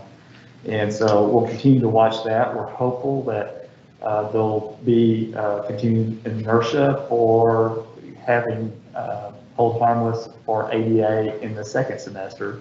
And so if that will happen, that will bring us a lot more confidence in where we are on the revenue side, obviously, in meeting our numbers. House Bill 3 provided a new level of ambiguity in the beginning process and the projection process in the year by adding current year values to the estimate. Well, we don't know current year values when we go into the budgeting process versus we typically have a good indicator on prior year values. And so, again, just some additional levels that normally this time I'd like to be able to come and say, hey, we're solid. But we've had some different things along the way that provide, again, some things that still are remaining fluid in the projection system. So we'll continue to bring updates as we see things. Property value study, that number, that's providing us a little bit of some negative pressure from where we want to be. Again, that's just a sign of last year with the appraisal system and the timing. Again, House Bill 3 being new, not a whole lot to go off of in historical trends and being able to predict a number that is we don't get till halfway through the school year. So we continue to watch that, and again, look back to what will happen with the ADA and the whole harmless to maybe help balance some pieces there. So, but overall, we're looking good. It just again, we just want to nothing to panic on or anything. We just want to continue to watch our numbers and know that we're not seeing bukus of money just falling into our hands. This is one of those years that we're really having to look and be mindful of our projections, as we always are. But this one just has a lot more, again, ambiguity as we maneuver through the year. 21-22 budget, I noticed Mr. Templeton had a very ambitious ADA number. We normally relied somewhat on his projection for student enrollment. Is that his report to kind of give us a indication of what we think we're going to be able to use in the budget? Oh, yes. We do try to, I mean, Mr. Templeton has a great reputation of his numbers being very much spot on, and so we'll be utilizing those numbers. Well, that's why I asked that question earlier, because it is aggressive, and how much of it is related to a COVID, because we have no idea to have a way to predict, with any historical accuracy, a COVID comeback, because we've never had this before. So I would be concerned about what percentage of that number is based on actual houses and what percentage of it is based on COVID return. Right. Right. That's what I said. So, no, that is definitely a concern to look at, and as long as we're all looking at that and realizing what those risk factors might be in budgeting and allowing for that, again, some of those things we may see as just, again, a continuation of a one-time event that eventually will clear up and won't be a factor in future years if we get past next year, or even may not even be a factor by the time we get to the end of this year. But it is something that impact from the COVID, at this point it'd be COVID returns, that might be something that, we do have to consider and look at and see, is this a risk that we'll want to budget to be comfortable with if it does impact our fund balance going forward, knowing good and well that it may very well be a one-time impact. And so we just have to continue to look at that at that level, break down the projections to that, and basically identify what those potential risks are or could be in the projections. So it was the hold harmless level that we're hoping they continue for the second semester, more than Mr. Templeton's number that he gave us for this year's enrollment. He showed a little bit of increase January 2021 versus the numbers we turned in, I guess, in October 2020. Yes. So the hold harmless number that we're hoping holds for the second semester, is it that number, or is it a higher number? It's actually a higher number. So it's higher, closer to that extra number of kids he's got in his.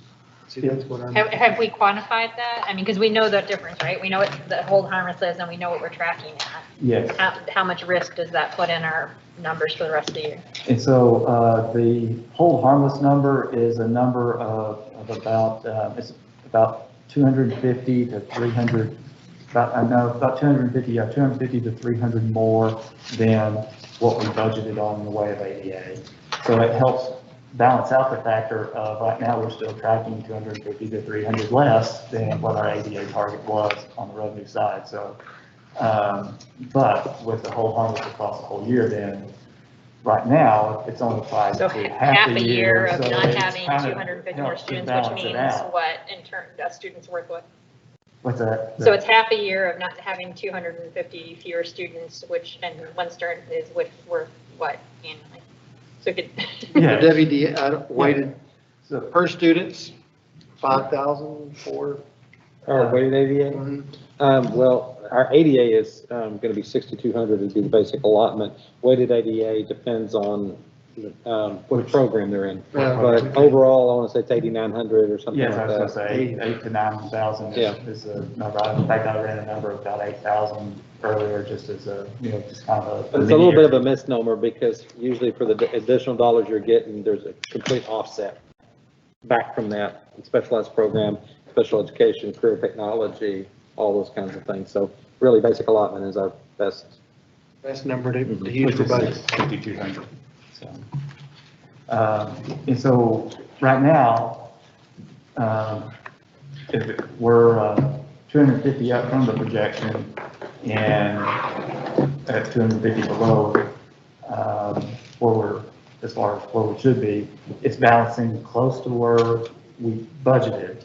So if we can get the second semester, I think that in the whole harmless on the ADA for the second semester, the additional 250 ADA across a half a year, equivalent to 125 ADA, I think that gets us into a better spot to offset some of the other differences.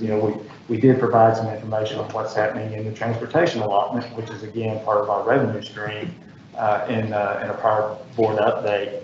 And that's just, those are just the kind of things that we're seeing throughout the whole revenue system is, well, ridership's down. So ridership's what we get paid on. But we still have the cost, we still have the same number of routes, we still have it because we can't consolidate for the area that we cover with the number of schools, and the fact that students are going to come back at some point, we have to have seats on those buses. So, there's still the revenue targets that the individual allocations that are seeing some impact as well. We are able to maneuver around some budgets, and again, going back to that flexibility piece, we may have savings in one area of the budget in allowing that to come up and either offset the drop in revenue or allow us to provide some, bolster some areas that were unexpected expenses because of just the COVID year. And so, and when HR brings positions this year, with the exception of Lake Country, I think there'll be more variability there that as we get closer to June, if we see that, for example, one of the factors, are we back to normal next year, or will COVID types of things such as required remote and in-person still carry over? And that'll be a huge factor, whether we come back 100% with being able to go in person. But we can always not fill those positions. So we may budget for some positions that we don't fill. And I know sometimes we normally do that just through growth positions, but we may actually go in, identify positions that we targeted for growth, but we don't see our preliminary numbers come in June, and then we start pulling back. So we're going to have to really look at what numbers look like in May with kids participating in kindergarten roundup, and we may want to do some survey information to see who's saying, yes, absolutely, I'm coming back. And then we can always not fill positions to do cost containment. All right. And then the other piece of revenue is, there are things like the fast growth allotment. That's another area that we continue to look at. And, the interesting things there of where, as a transition district, as a district that's in the formula transition, getting formula transition money for the effects of House Bill 3, when we talk about the fast growth allotment as it stands right now, we're funded at this level, and you think a fast growth allotment would come in and give us additional funds on top of that level for dealing with the effects of additional campuses and students and the challenges of a growing population district. Instead, that fast growth allotment is just offsets, let's say that this is the funding level the state has, and then because of House Bill 3, we're held harmless with the formula transition grant amount at a different level, the next level up. All the fast growth allotment does is it offsets, it says, okay, well now your state level is here, but it doesn't change your overall funding because you're still getting formula transition. It just offsets part of the formula transition grant. And so that's another, I guess, another piece that we're working with under the guise of House Bill 3 and working through all those different pieces. The big piece right now then obviously is we're looking at, watching what's happening with the legislature, looking for opportunities to bolster and secure the funding that's necessary to operate the district and try to get it into sustainable formats that make sense. And so any way we can influence that, but those are things that those pieces are again part of the impacts that we're monitoring with our revenue budget right now. So we have kicked off the 2021 budgeting process and looking at needs and starting to develop that those requirements, those priorities for next year. So I think we do need to look and have a good prioritization process for going into next year. So we kicked off that process and start getting that information and sit down with throughout the district. The other piece with that is that House Bill 3 has changed. And I think we touched on this before, but part of that is just in the overall planning for next year's budget. When House Bill 3 came along, it did provide some additional funding in some areas, but it really changed it. It really forced us to spend money in certain areas. It's very allocation driven, and so that doesn't always align with the work programs that we have had in place in the funding sources. So while we've got some additional funds, the challenges are, well, okay, great, now we have to develop programs that fall under the guidelines of those additional funds, and the reality is some allocations went away, and so we have to shift our operational programs and find how do we redefine the priorities for the district and the programs that we have existing in the district under the new guidelines, or tweak things and utilize those resources. So as we mentioned in the January report, we had we might have some fund balance requirements in future years for to utilize funds for some of those allocations, like the early ed allocation, which we talked about tonight, and potentially the pre-K. As we build those programs, we'll be able to use those allocations, but there are these new allocations that for some districts, they did not align with the district's current operations. And so we're spending time in a budgeting process. That's something that we're spending a lot of time with this year.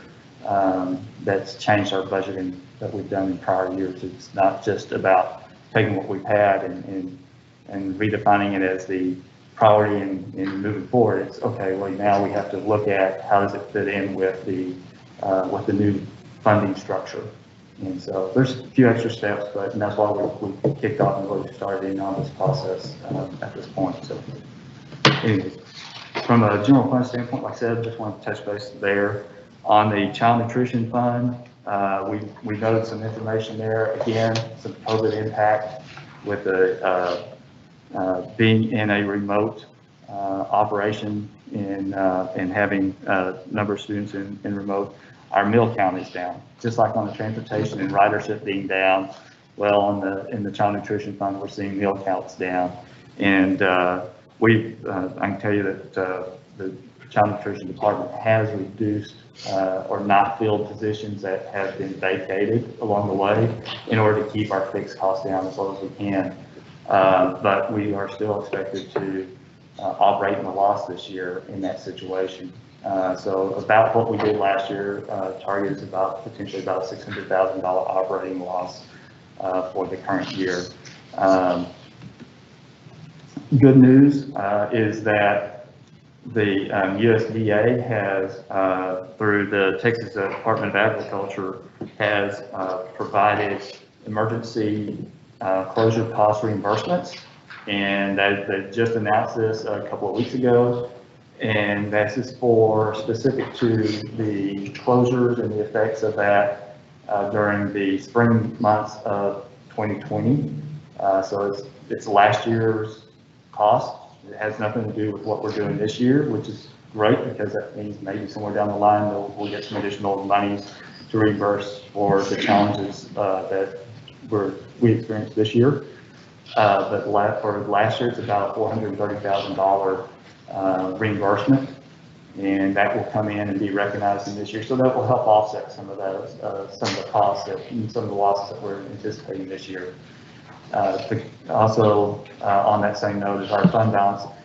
Because we have a long history of operating very efficiently and having a very solid program with the child nutrition budget, the fund balance was able to absorb last year's loss and still be at a good level. And then this year's loss, they would still be at a comfortable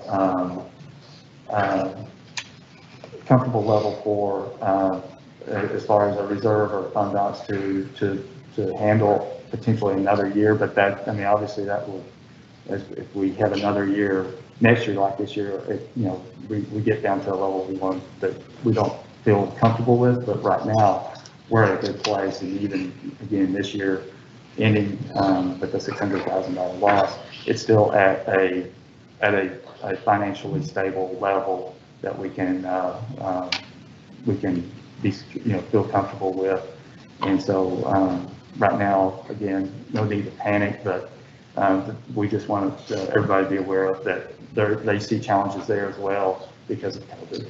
And but again, one-time events, once we get back to our full level of participation and we get back to some normalcy in what our expectations are, we should be good again. So everything that we're seeing are one-time events, and that's an important thing. Then the debt service fund, we just touched on.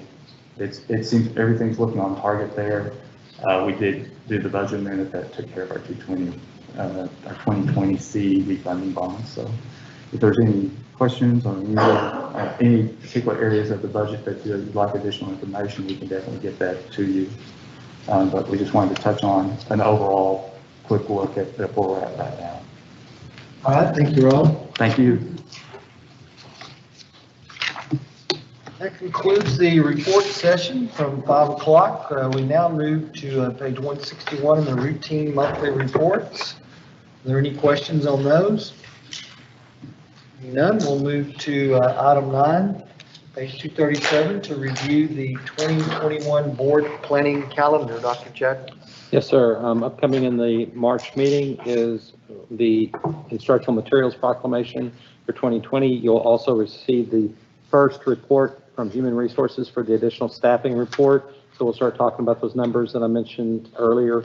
Under action items, we have act on election for members of the Region 11 Board of Directors, and also set special meeting for the Canvas 2020 school trustee election. If there's any questions on any of those items, be happy to answer them now. All right, again, if you have a question or something to add to the agenda, be sure to contact myself or Dr. Chadwell. Next is the consent agenda for approval. The chair will entertain a motion to approve. So moved. Motion by Donna, second by Liz, to approve the consent agenda. Any questions on that? Seeing none, all those in favor, please raise your hand. Any opposed? And there are none. Motion carries 7-0.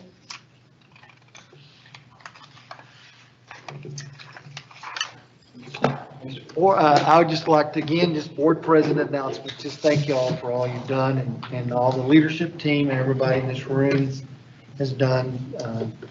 Try to get our schools ready the best we can. And I know we had school today. I have to tell people that like you did. When the school wasn't closed, we had school today, but to get our buildings ready for as many students as possible on Tuesday morning and the mornings to come. So thank you on behalf of the board and behalf of the community. I know everybody's going through the same thing as the schools are, so they have to be able to appreciate the efforts that are taken to get that school building ready in the morning for kids, so thank you very much for that. Dr. Chapel? Yes, sir. Just on that subject, Communications has propped up a website that actually shows the various campuses and what stages they're in, so people will be able to follow that along. Obviously, our goal is to get back into all of our schools as quickly as possible, but also as safely as possible. So we'll be taking each one of those steps. I know we mentioned earlier, begin, want to just credit Mr. Welch, his team, and all the individuals to make this happen. Earlier, we talked a lot about the impact on everybody. One group, I think we always just kind of know that we're talking about are our kids. I mean, the impact of this on kids and everything that's gone on this year. I mean, my goodness, whether you're a kindergarten teacher or a kindergarten student and this is your first year or a senior, between COVID and everything else, I will say this is probably one of the times that I didn't think about COVID as much as normal because I was thinking about the power being off, maybe because I was just cold. I'm not sure, but just the impact on kids, dealing with that with their families and trying to make do, but also I know they want to be back too. That was one of the questions my daughter sent me this afternoon. It was just, am I going to be in school tomorrow? And like you said, she is in school today, but in her concept, it's in class with bells and everything else, and it breaks my heart for her and every child that's not able to continue in person tomorrow. But to know that we're going as hard as we can to make that happen, but we're going to do it right as well to make sure that kids are in a safe school, quality school, and I appreciate everybody's patience and understanding as we go through that. So thank you very much. I just think communication is so important for the parents to know possibly when an opening date is or whatever, because, our communications from Encore were poor. So I hope that, if we would have had some anticipation that we would be on in 36 hours or 42 instead of every 2 hours checking, I think we should be sure to communicate to the parents what's going on, maybe an anticipated date, but not a wholehearted date or something, so that they will understand maybe how long this remote school is going to last in that school. Sure.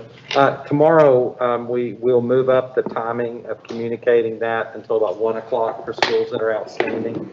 I'm a little hesitant to tell people a day because I saw how much things moved today. They can move, in a better position or worse, depending on if a part's available. And in those situations we certainly will. If we know emphatically, we will. Today is a perfect example. This was a little bit later, I think 3:30 or so when we were getting the message out. And part of that is and this is something people don't realize, every school had to be touched with fire professionals to reset our fire alarms. Even if the buildings were relatively unscathed and had, minimal effects and we were able to get them online, we had to reset every alarm system. In one case, as we reset the alarm system, the alarm panel failed. And so we have to be really careful not to overpromise and then have people think, oh, they said it was going to be open and then it's not. Right, but I still think we need to say, hey, this school has the alarm system that we've got to have tested. Just as much information as we can. Because had I known I was going to be without electricity for an extended period of time, I would have drained my pool or whatever else, So it would have been so nice had we had some communication. I just ask that y'all be sure to communicate to parents what's going on at that school so they can understand what we're going through. I think we ran afoul of communication when at the beginning of the year with remote versus in person. They didn't understand what was going on behind the lines and what we were dealing with competing authorities that thought they had authority to order us in person or remote. And I think it bit us because they saw us as indecisive because we didn't communicate to them the different authorities and all that was going on. So I just think more communication will help. Okay, thank you. Seeing there's no further business to come before this board, the chair will entertain a motion to adjourn. I move that we adjourn this meeting. Motion by Donna, second by Marilyn. All in favor? William doesn't want to adjourn, he wants to stay here.